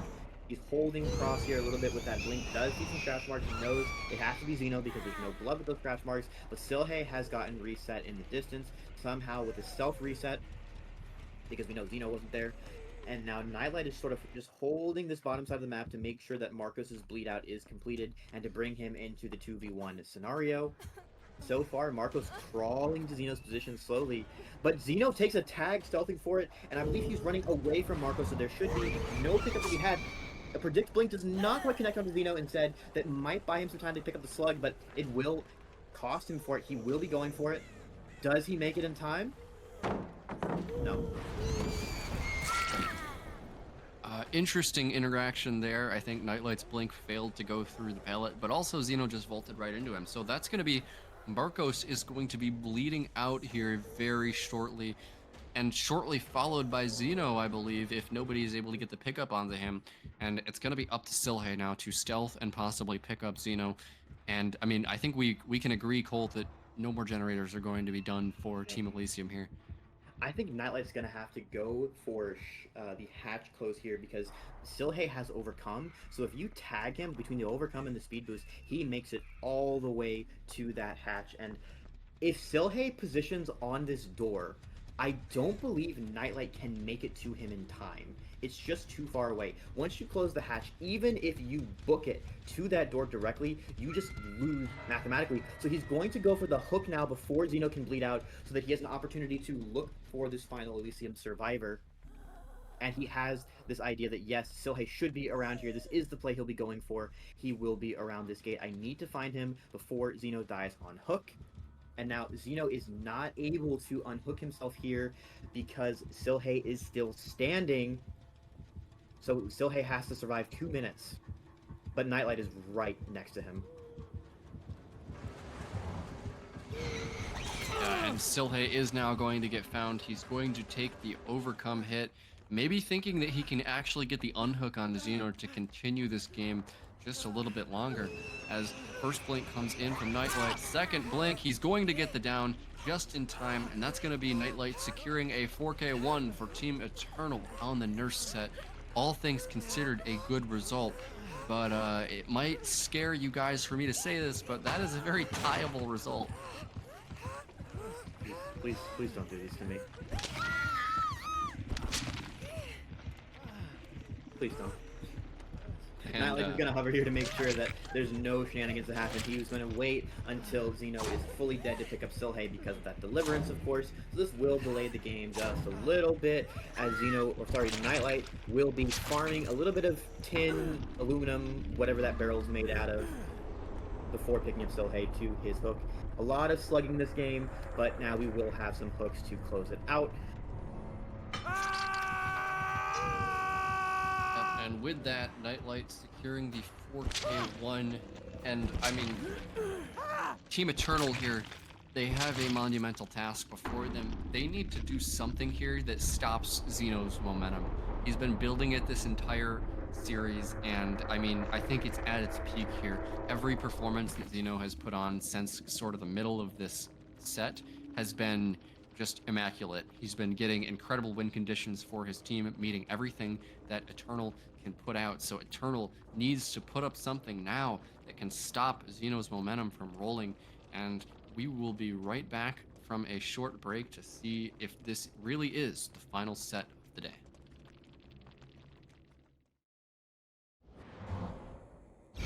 Here we go, chat.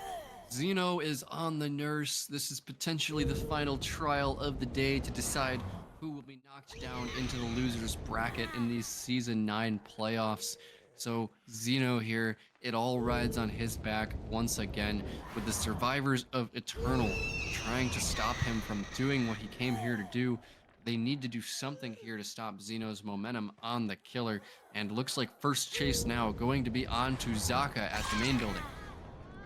And that was a little bit of a spicy hit there. I think Zaka was trying to play possibly for a pallet stun, but misjudges the distance a little bit. That does give Xeno the hit, and he's run upstairs, but I think we saw a sprint burst on Zaka earlier, so that will be no balance landing for him. This will be the down onto him fairly early. The Undying Totem being broken for this first chase, and some good progress. Actually, both totems being broken. And that means that we're down to only Thanatophobia in this game as a killer perch. Yvonne now also being spotted a little bit and taking a tag, so he will be running away, but this could be snowballing out of control for Eternal survivors. Some distance on Yvonne, but that is blink range, but Xeno instead wants to cut off the possible savior for Zaka here. And this is a little bit of throwback to that Hillbilly sit with Zaka being down relatively quickly and things just slipping through Eternal's grasps. Yeah, and I mean, it was a really good start for Eternal breaking both of the totems very quickly, but if they need to be able to get Zaka off of this hook before he goes to second stage, and that's going to be Dan eating an overcome hit here. He's going to be able to get the unhook onto Zaka, and there's actually, I think, a little bit of a misdirection here coming in with the builds. And Dan's build seems exclusively made to make Xeno think he has Deliverance, and he actually does not. So Zaka now in chase again near the main building, but how long can he last? We haven't seen a single decisive strike come into play in any of these nurse sets yet. It's almost always been the Deliverance survivor getting put up on the hook first. And I'm not sure if we've actually seen all of Zaka's perks just yet, but he is going to be picked up here and not using a decisive strike. I don't think he has it. That's going to be second hook for Zaka. Still 4 generators remaining. And yeah, okay, 3 generators remaining. I guess I shouldn't talk.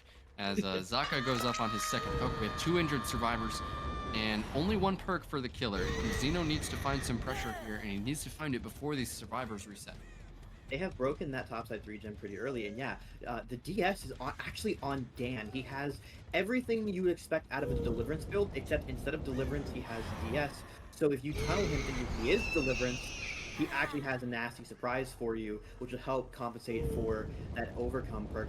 Xeno will not commit to the chase on a Spitz who is healthy, instead going back to Zaka's hook, knowing that the remaining survivors are injured. If he cuts them off, he has a down, and possibly Zaka might die on this hook, depending on the status of the reset for the remaining survivors.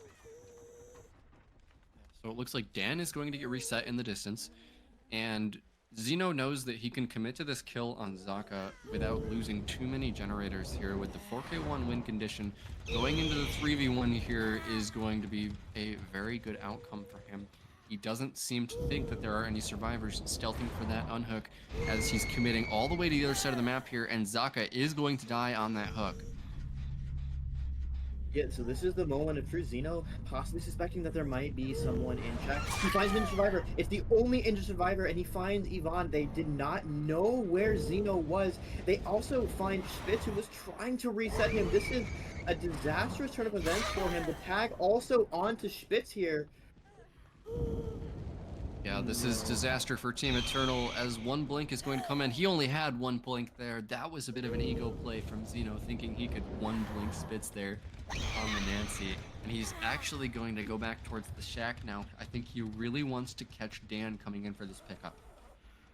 Yeah, and we'll see there is decent progress on this gen. We don't quite have confirmation on where Dan is. Xeno could be committing for the slug game, but he does possibly have time to actually just go for a full pick here. But he might have lost track of where Yvonne has gone. Now he's looking to...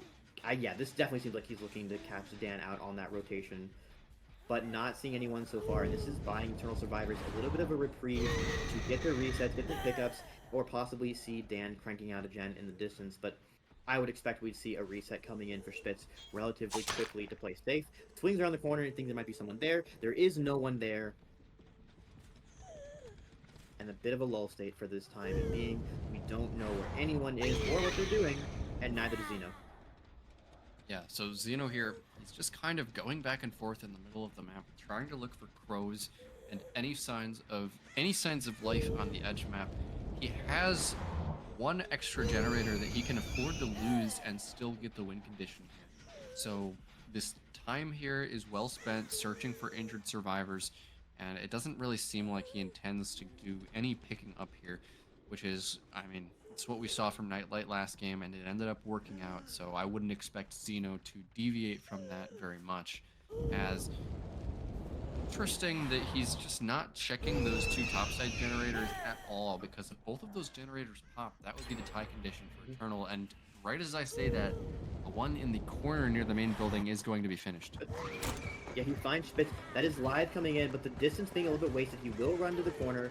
This should be a down on Spitz relatively quickly. The pickup coming in onto Yvonne, right? But the blink is solo by the rock, and that will buy Spitz so much distance because Zeno is sort of fatiguing in the corner of the map. Spitz now has these rocks long enough for Zeno's blink to be recharged, so that will be the down onto him. But the pickup and the now full reset coming in onto Yvonne. This is not a good position for Zeno. That also breaks any possible 3-gen topside. He had a little bit of one remaining, but now it is done. There are 2 gens top, 2 gens bottom, and 2 healthy survivors with only 3 gens to show for it. This slug game is rapidly backfiring. Zeno was in such a strong position. Yeah, and Ivan getting picked up there is so good for Eternal. Healthy now. He's the one with the lowest bleed out timer, and now Spitz is on the ground with the full 4-minute timer to waste. Dan and Ivan both healthy. Zeno is struggling to find them and just not coming up with anything. These survivors could be anywhere now. On the top side, maybe doing that main building generator to get the tie condition. And it looks like Spitz is going to be picked up near the main building generator. And Zeno, he actually does find Dan here. Very nice find. Dan fails to stealth there near the shack. He's going to take a hit. 2 blinks are ready for Zeno. First one is going to come out on the edge map. Second blink is going to result in a hit. Dan goes down, but that is the unbreakable survivor. It is the unbreakable, but he has, I believe he used his unbreakable previously, so that not going to give him some value, and with the slug meta coming in, decisive strike is probably not going to be triggered either. But I think we're seeing a little bit of an advantage that we had in Nightlight's build with Face the Darkness and with Eruption, giving him a lot of value in this particular game state that Zeno is just not getting, with that second totem being cleansed early, and Thanatophobia also not giving a whole lot of value with a dead survivor. But he will be spotting out one of the healthy survivors, rotating for the pickup onto Dan. And we saw this should be Yvonne. The pickup does come in, grabs him out of the locker. Yeah, but he will have to just drop him anyway. As this whole time, I believe Spitz is still working that main building generator to bring us ever closer to a tie condition. Every time the Nurse players are going for this slugging playstyle, it affords survivors so much time if they just play slowly because of how long the bleed out timer lasts. So I'd be actually honestly curious to hear from one of these Nurse players what the exact logic is on why they just don't ever hook in these 3v1, you know. But that will have to wait, as we're going to be seeing Zeno trying to make this strategy work. We will be seeing if we're able to get that 4th generator pop for tie, or even a 5th generator for the win, as Zeno is desperately looking for a survivor, sneaking in some godforsaken crevice of the map. So far, not seeing anyone.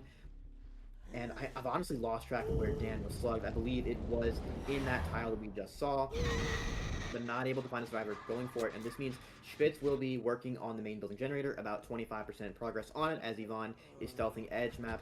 Dan crawling up away from this. We will be seeing in the distance Yvonne is dropping items over and over to make sure that he does not get AFK crows. Zeno looking around. This might be the signal for him to check the main building gen. He will be holding a blink up towards it, but Spitz has preemptively dropped down so that he is not caught out.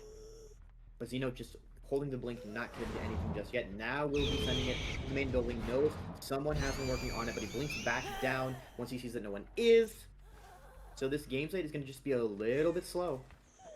A little bit slow might be a little bit of an understatement, Cole, as Ivan finally working on a generator on the bottom side. Spitz pre-left that main building so early, which is exactly what you need to do. That is really smart survivor play against the Nurse. Means that the comms from Eternal are really on point, and Dan's bleed out timer is getting pretty low here. I think survivors, they're gonna need to do something about that pretty soon, and I think Zeno knows that somebody is gonna have to come pick up Dan, and I think that's kind of why he's following Dan as he crawls. Yeah, the fact that Dan is sort of just has Zeno hovering over his body, I think that Yvonne should be able to pop this gen for it. It's going to be very close, although we could see Spitz full send it to pick him up last second, but I don't think he's close enough. So now the question is going to be, do we get a final gen for this? This certainly will pop, but now we're going to be in a 2v1, and there's not a whole lot of gen progress remaining. So are these survivors going to be able to get the last gen? Dan is so close to bleeding out, but I think they're basically just baiting Zeno to stay here. And now, with tie condition being secured, Yvonne and Spitz, it's all up to them to try and find one last generator to secure a win and a match win for Eternal. But otherwise, we will be replaying this nerd set once again. Also keep in mind, though, because depending on the exit gates we get, a hatch kick... Oh, we found Yvonne. Ivan has been found on the edge map. Be a one blink hit there, very quick and easy. He's going to get found on the back side of the shack.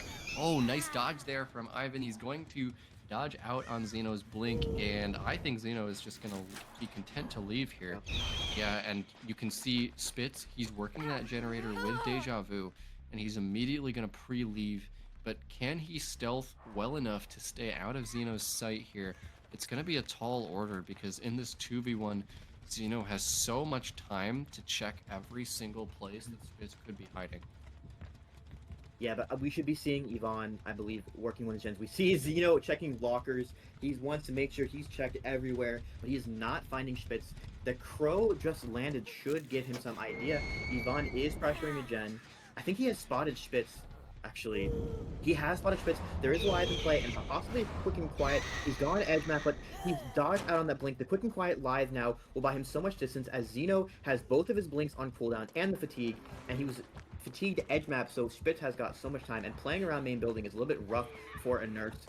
First blink coming in, second blink being held onto as Yvonne is so close. We're getting to a point generator where is at 60%. Spitz, you've been the Sorry, go ahead. he leaves. And he leaves Spitz. I was gonna say that generator is at 60%, but now Ivan is the one that needs to stealth, and he is injured. This is definitely not a good situation for Eternal. Now, what is Spitz going to do? Is he going to continue working that main building generator, or is he going to stealth here? Now the question is, which angle is Xeno going to take? Because Spitz is basically now going directly behind main building. For most of this time, he's been behind it and to the left. I also don't know if Xeno had kicked the main building generator earlier. Well, it's been regressed either way. Sorry, the regression has been canceled either way. Spitz was working on it. But with two gens being high progress, and also this undetectable nurse blinking around, Spitz has to be super, super careful. Xeno looks like he's just holding the cross, and I wonder at what point does Spitz just full send it and crank out that main building generator anyway? Yeah, getting found here is a death sentence for Spitz. Xeno is going to take a dry kick onto the generator that Ivan was working. But there are so many options here if you're Spitz. You can try to hide and pick up Ivan. You can try to hide and let Ivan get out and go for hatch or a door. You could try to hide and work the main building generator. And I think Xeno, here's what I'm talking about, because he's going to reduce the amount of different variances that can come out here and pick up Ivan, actually. So he can set Spitz on a little bit of a lower timer so that Ivan will be on the hook here, and he'll have an actual location that he can play around instead of a survivor just crawling around. I think he also wants to avoid the possibility of a trauma tech coming in because Ivan's bleed out was so close. We do see that one door is a little bit closer to the hatch spawn, so that would be a safe door to go for. That main building generator is regressing. We need to get eyes on that other door to see if that will affect the end game. He sees him on the left near the water tower. He can get the pole. He gets the pole. There's one blink coming in. Will he use it? Okay, so there's no follow-up blink here. He gets the tag on Spitz. Yvonne also has second wind, so he will be healed very shortly. Xeno needs his blinks to come back. He needs to dodge out the locker, of course. And that means Yvonne should have time to get healed as well, but will the slug come in? Yes, it will. He's going to slug Spitz, but Ivan here, he needs to stealth. The second wind is almost complete, and he's now going to be healthy. It's pretty close to Xeno, though. This is really dangerous for Ivan, and he's gonna get found. This was so close. Second blink. And the dead heart as well, but that's not going to buy too much time. But Yvonne is so close to bleeding out, but this should not be enough for Spitz to crawl the hatch. And this should be the pickup on him anyway. Yep, so Ivan is going to get hooked here, and Spitz is not close enough to the hatch for anything to happen here. This is, as I feared, a very tieable win condition. Yeah, we will be seeing another 4K1, which means Guess what, folks? We will be replaying this set. This will be the third nurse set of this match. Going into the next set, I would expect that we will be seeing... It should be Zeno playing nurse again as the follow-up.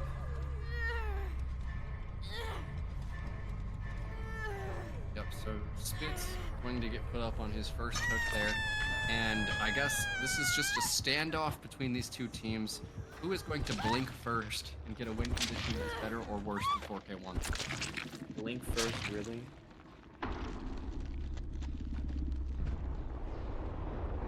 Really? I think we're all collectively losing our minds in this booth. So with that in mind, we're gonna go to a short break, and very soon we'll be bringing you guys even more Cold Tower Nurse. So don't go anywhere, DBDLeague fans.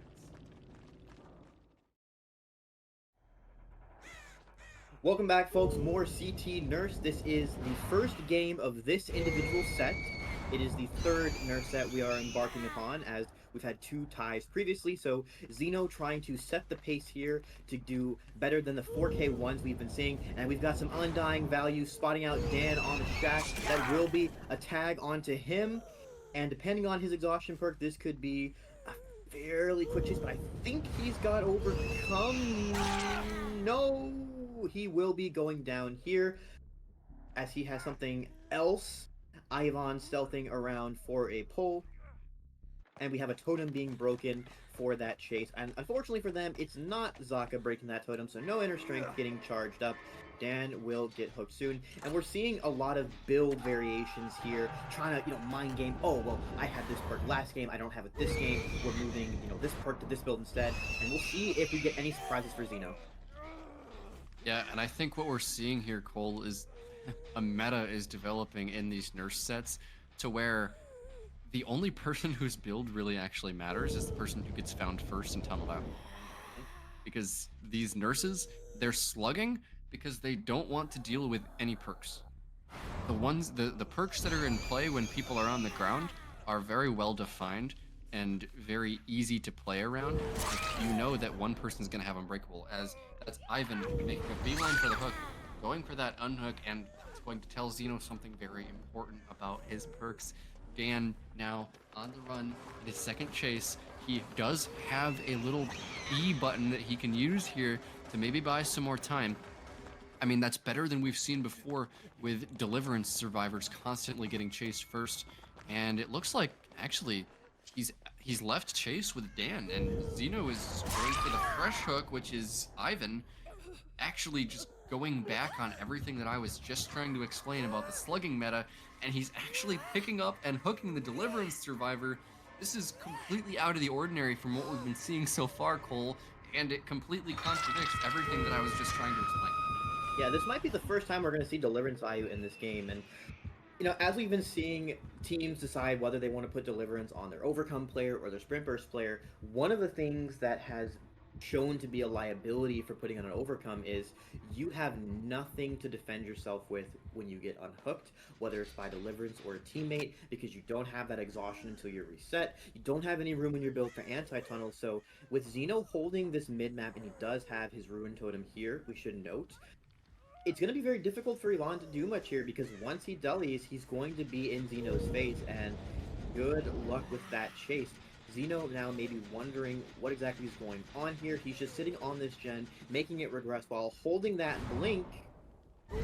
He does blink away, but no eyes on the other Eternal survivors so far. So Ivan here, he's going to be holding that Deliverance until the last second. I mean, this is just a really good situation for the Eternal survivors. Zeno now realizing that he's been camping the Deliverance survivor the entire time. Pallet drop coming in, he's trying to count the seconds, and he's just gonna barely hit the borrowed time. That is so unfortunate for Zeno. Ivan lives another day, and another generator is soon going to pop in the distance.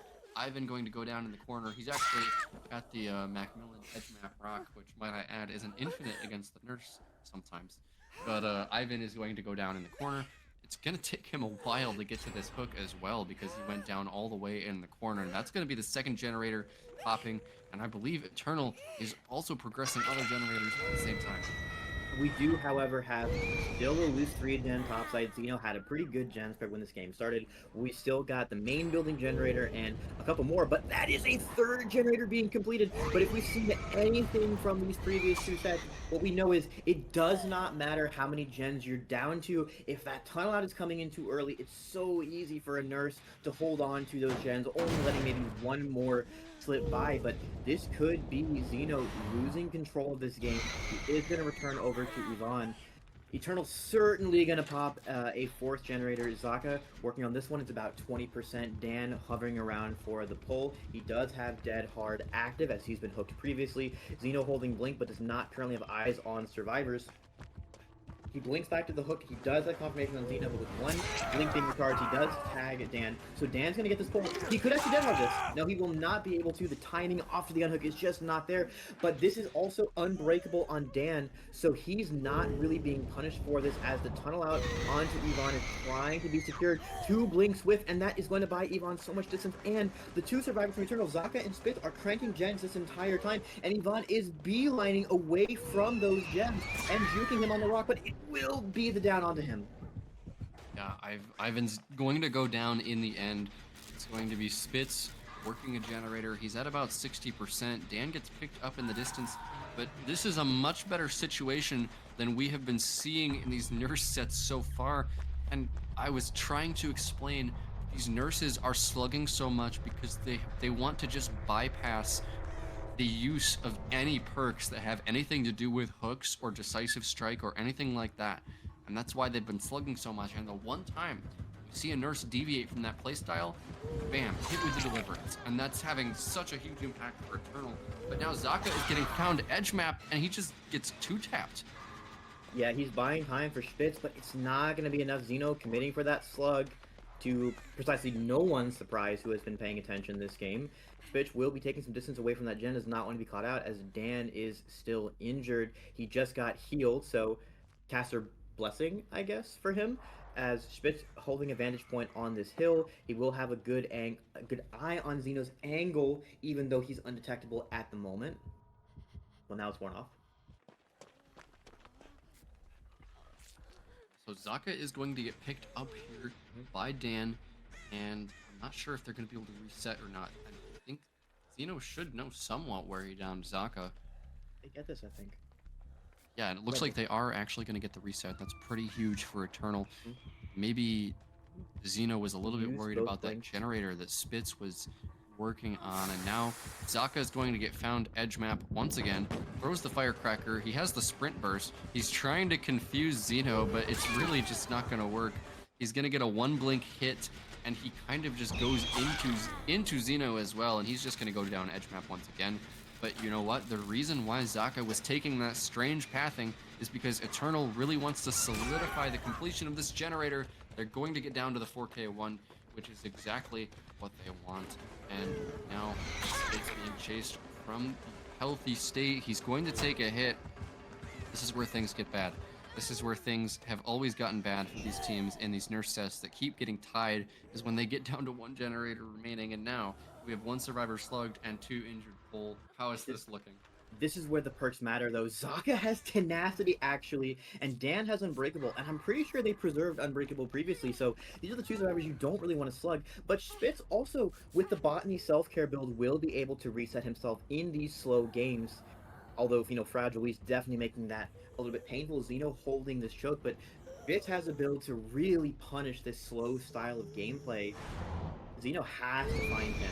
He does see a crow there, but he's not going to commit to full edge map. So we can be seeing a pickup onto Zaka here, and if it's Dan picking up Zaka, you don't really want to hook, or sorry, you don't really want to slug either of them, but now Dan has been spotted at Shack.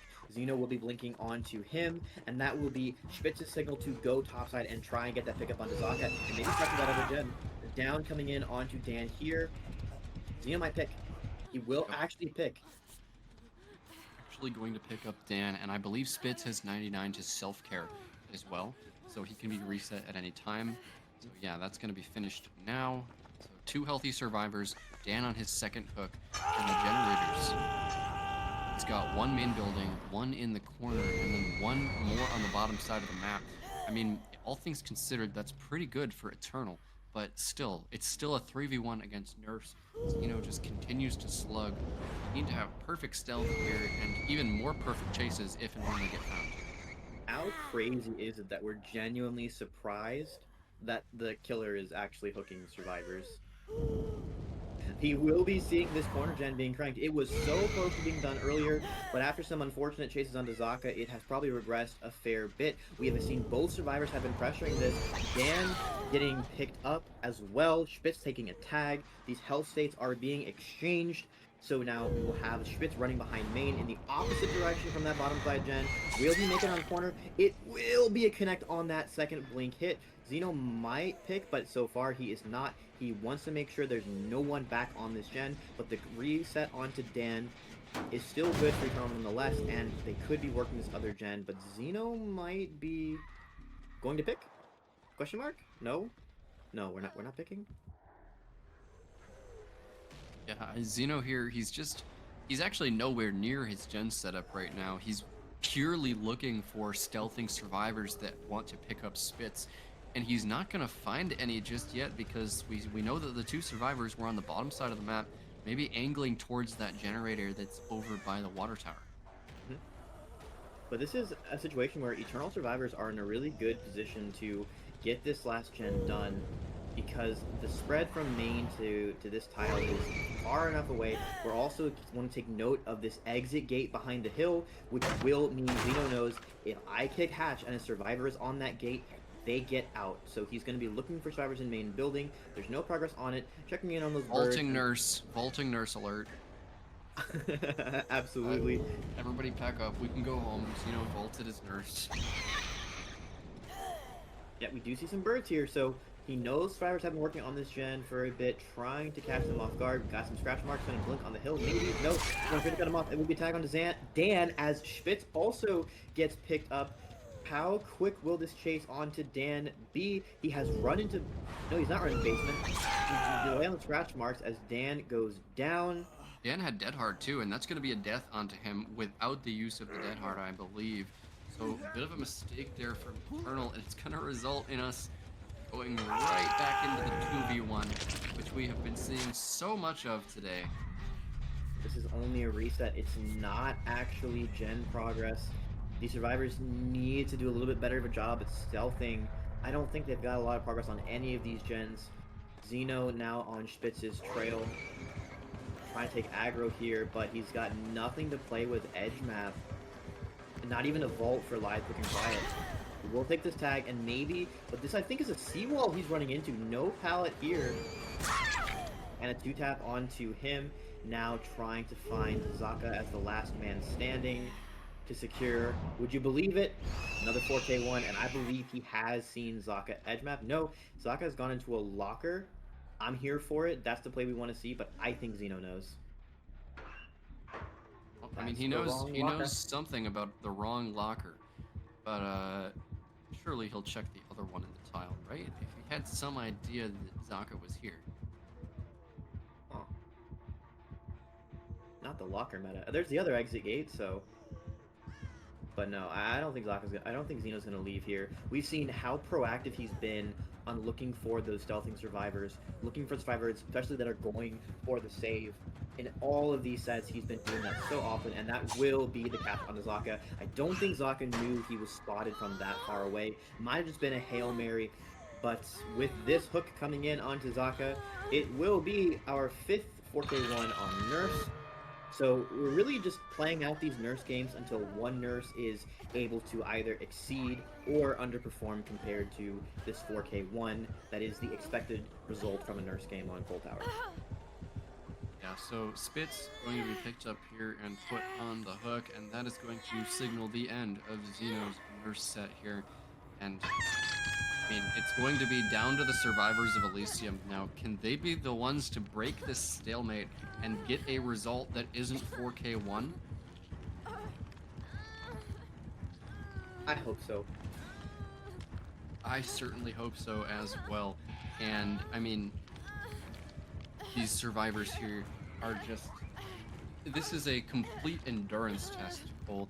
Whichever team kind of runs out of stamina first and makes a big mistake is going to be the one that has to face Calamity tomorrow, which is going to be even more of a drain on their endurance because, like, who wants to be facing Calamity in an elimination match right now? Certainly not me, and certainly not either of these. I don't think anyone wants to. I mean, we saw in the previous matchup between Calamity and Elysium, Calamity were so close to taking that set. They were in it until the very last moments of that only tiebreaker. And if you're looking at that match result, you do not want to be challenging any team that can take Elysium this far, including Eternal, including Calamity. But Xeno will be farming some wood off of the shack building as we are going to be going into a short break to prepare for Nightlight's first game to see if he will be able to do differently than a 4K1 and finally send us to a result for this match.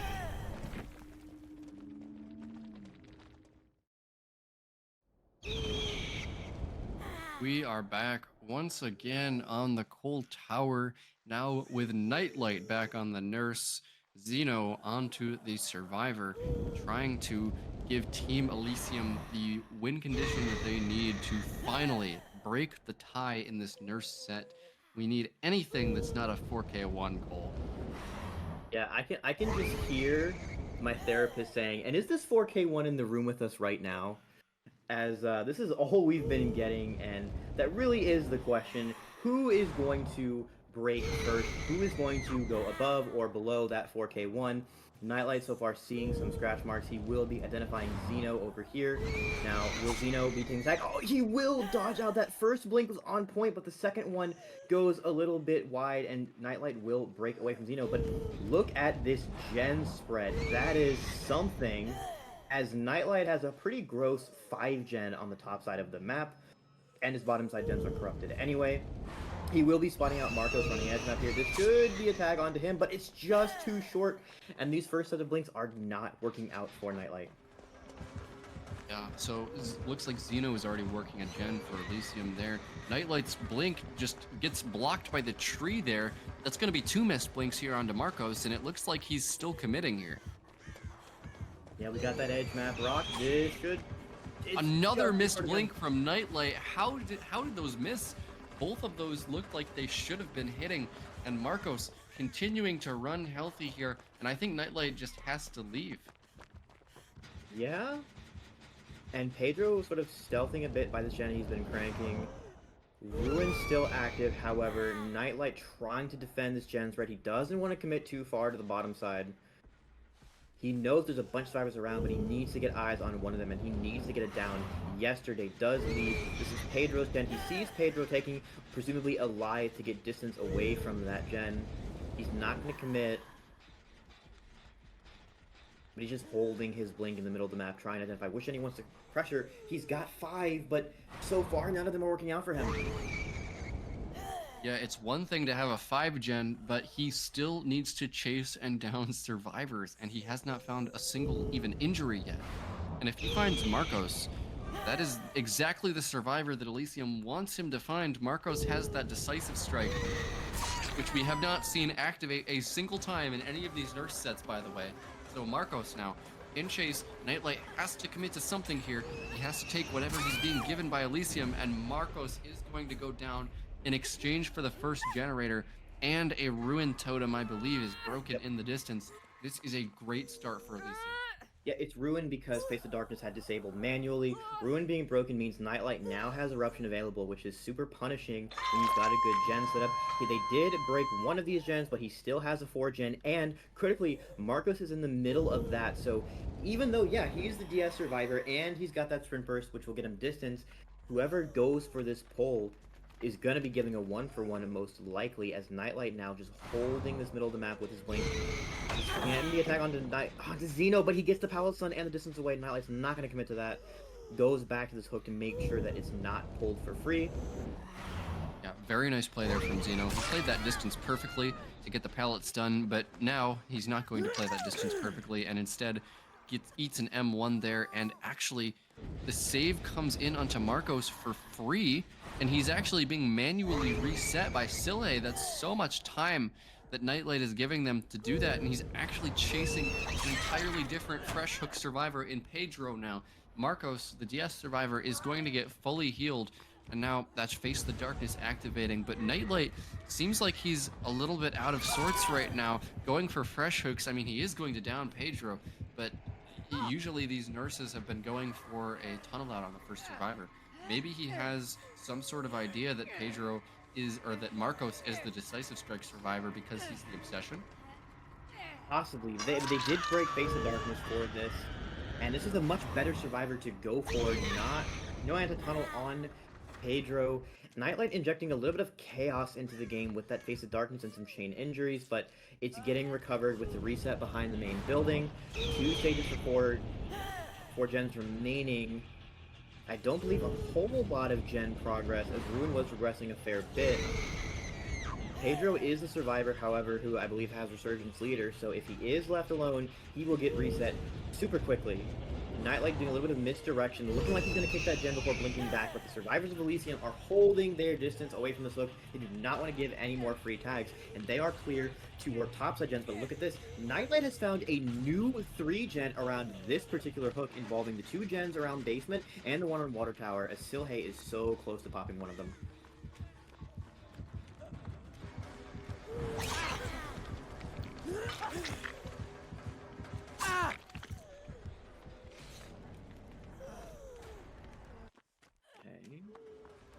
So he is going to go for the tunnel out onto Pedro. There is live in play after this base hit. BT wears off, but he has enough distance.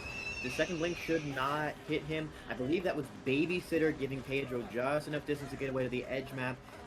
He's got the, well, famous rock by now. 1 blink, 2 blinks, that is the death onto, or the down onto Pedro, rather. His second hook, not his death just yet. Silhey still being slugged. He is the unbreakable survivor, but he is not using it. I believe he's probably 99 himself, and now he is crawling for his teammate, who's about to pop his bottom side gen, as Marcos is popping a top side gen as well. They are breaking any gen spread that Nightlight might have remaining here. But they've 99'd before the pickup.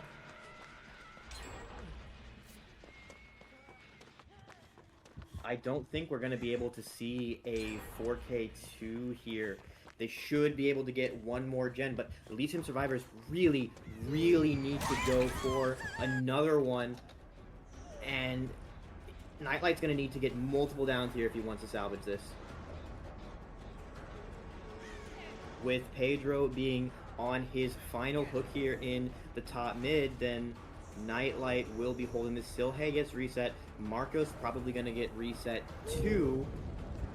And as long as these survivors stay healthy, they should be able to win this war of attrition here, as we will have Silhey running in. Gets a little bit blocked by the wall. He had that overcome, but now we've got Zeno hovering for this pull too. Does get tagged. We have all survivors of Elysium that are injured. Now the down onto Zeno. These health states are going by so quickly. Marcos resets himself.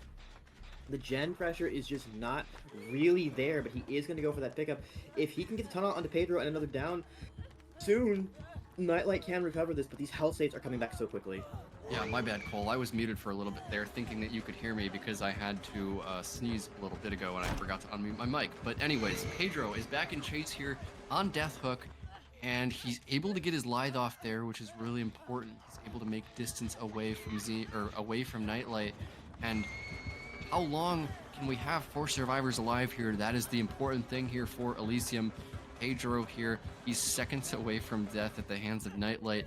He paths away from the back of the shack, and he lands right on top of Nightlight. That was a great prediction there from Nightlight on the nurse. And a generator is being doubled there over by the main building. Tripled, actually. They really want to secure this tie condition. Yeah, I mean, I think they really just are being such fans of the 4K1. You know, we've been seeing, I've been looking at the bans. Elysium has been banning Dredge, they've been banning Ghostface. We thought they might not be 4K1 enthusiasts, but today is proving us to the contrary, as now Nightlight will be finding Silhey. Zeno also injured. He has some good targets. There's only one den remaining. Elysium has secured tie at a minimum, and now I'm going to assume we're going to start seeing some of this patented slug gameplay that's been the hallmark of these Nurse sets. Nightlight looking for, ideally, Zeno resetting around here is not going to find him. He's got 2 more gens, 3 more gens in fact, 1 in main building, 1 at water tower, and 1 near shack. Not a great spread for him to defend at all, but he will see a survivor running down the edge of the map, and it is Zeno who is very vulnerable. Nightlight on the hill will get a vantage point, and this can be the down onto Zeno relatively quickly. Will Marcus be able to pick up Silhey in time? We will have to see, but I believe Silhey might be unbreakable. So Zeno is going to go down on the edge map, and a reset is going to start to come in onto him, but they're not going to have time to do that. And this is a pretty dangerous spot for Marcos to be stealthing as well. As the healthy survivor, he can't afford to get found here.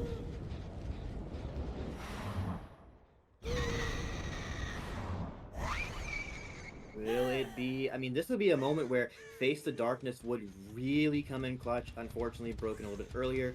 Nightlight gonna have to find these survivors the old-fashioned way. Cool Tower, having a quite open line of sight towards the middle of the map, will allow Nurse players to see people roaming around, as we've seen time and time again. Not finding anyone in the main building. There is some eruption available.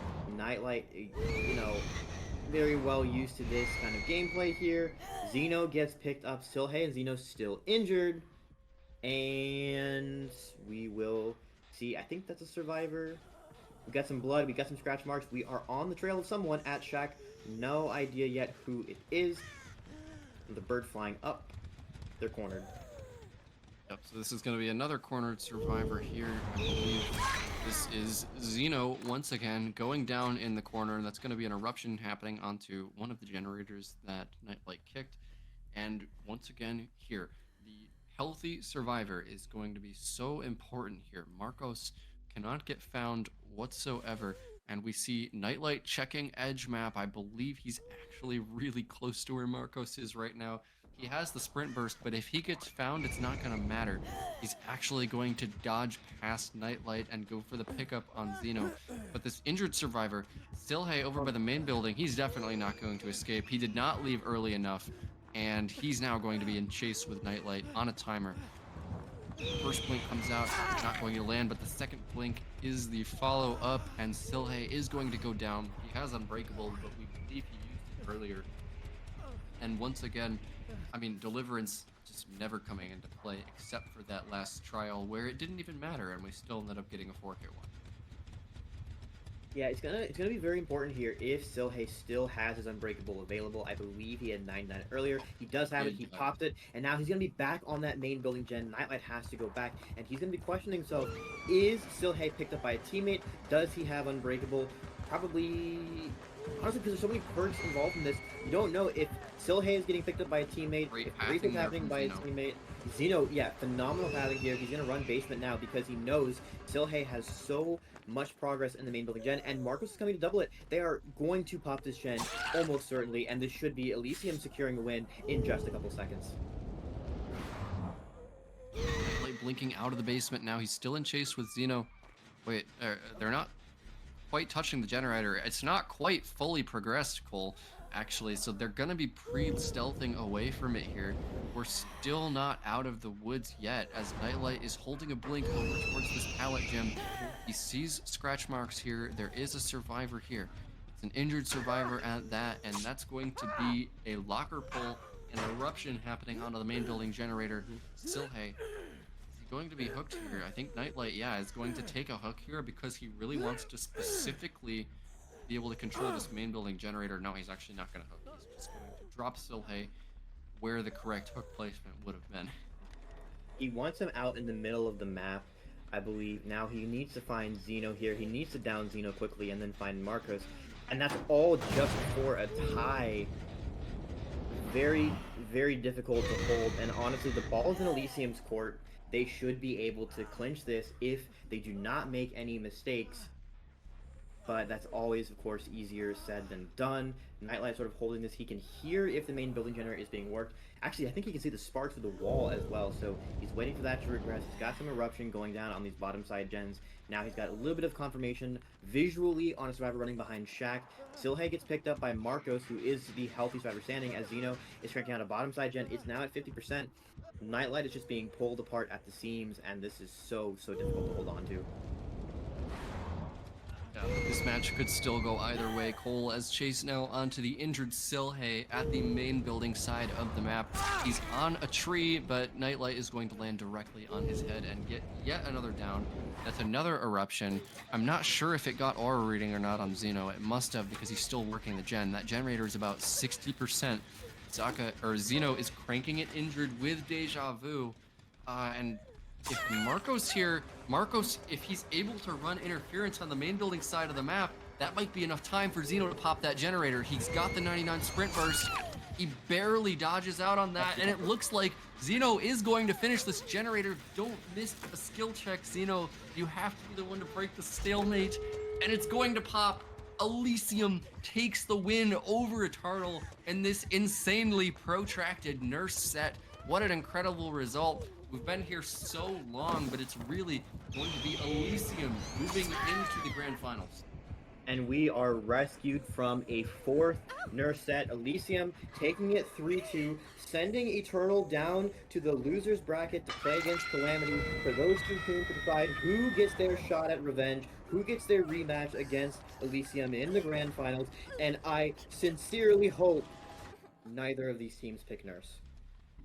And I want to tell you, Cole, do you know why that play happened? Why Zeno had enough time to pop that generator? It's because of the previous 5 minutes of Marcos stealthing and remaining healthy. If Marcos is not healthy there and isn't able to run interference for about 20 seconds on the top side of the map, Zeno does not finish that gen. That is the importance of having good stealth and staying healthy in these Nurse sets. And I really think that's what brought Elysium to win today. Absolutely. I mean, Elysium has demonstrated phenomenal mental fortitude throughout this game after a very rough start, going down 2-0, being on match point for so long. They really had some dominant showings in that Hillbilly set in particular, dragging us out to this Nurse set and just being a little bit more consistent.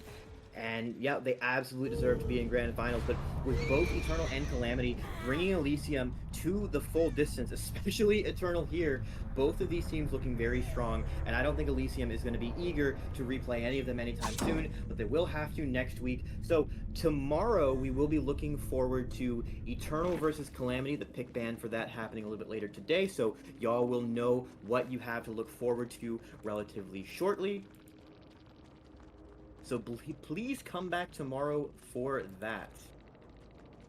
Yeah, it's been probably the longest set that I have ever casted here, as probably the longest set for Cole as well. It's been an honor to be casting the playoffs with you once again, so I hope you all enjoyed that long ride chat. But tomorrow, the cast is going to be taken up by Egder and Spokerman, the UK and Aussie duo. So look forward to that. No more NA casters tomorrow. But yeah, thank you for watching. It's been an amazing time. It's been an extremely long match.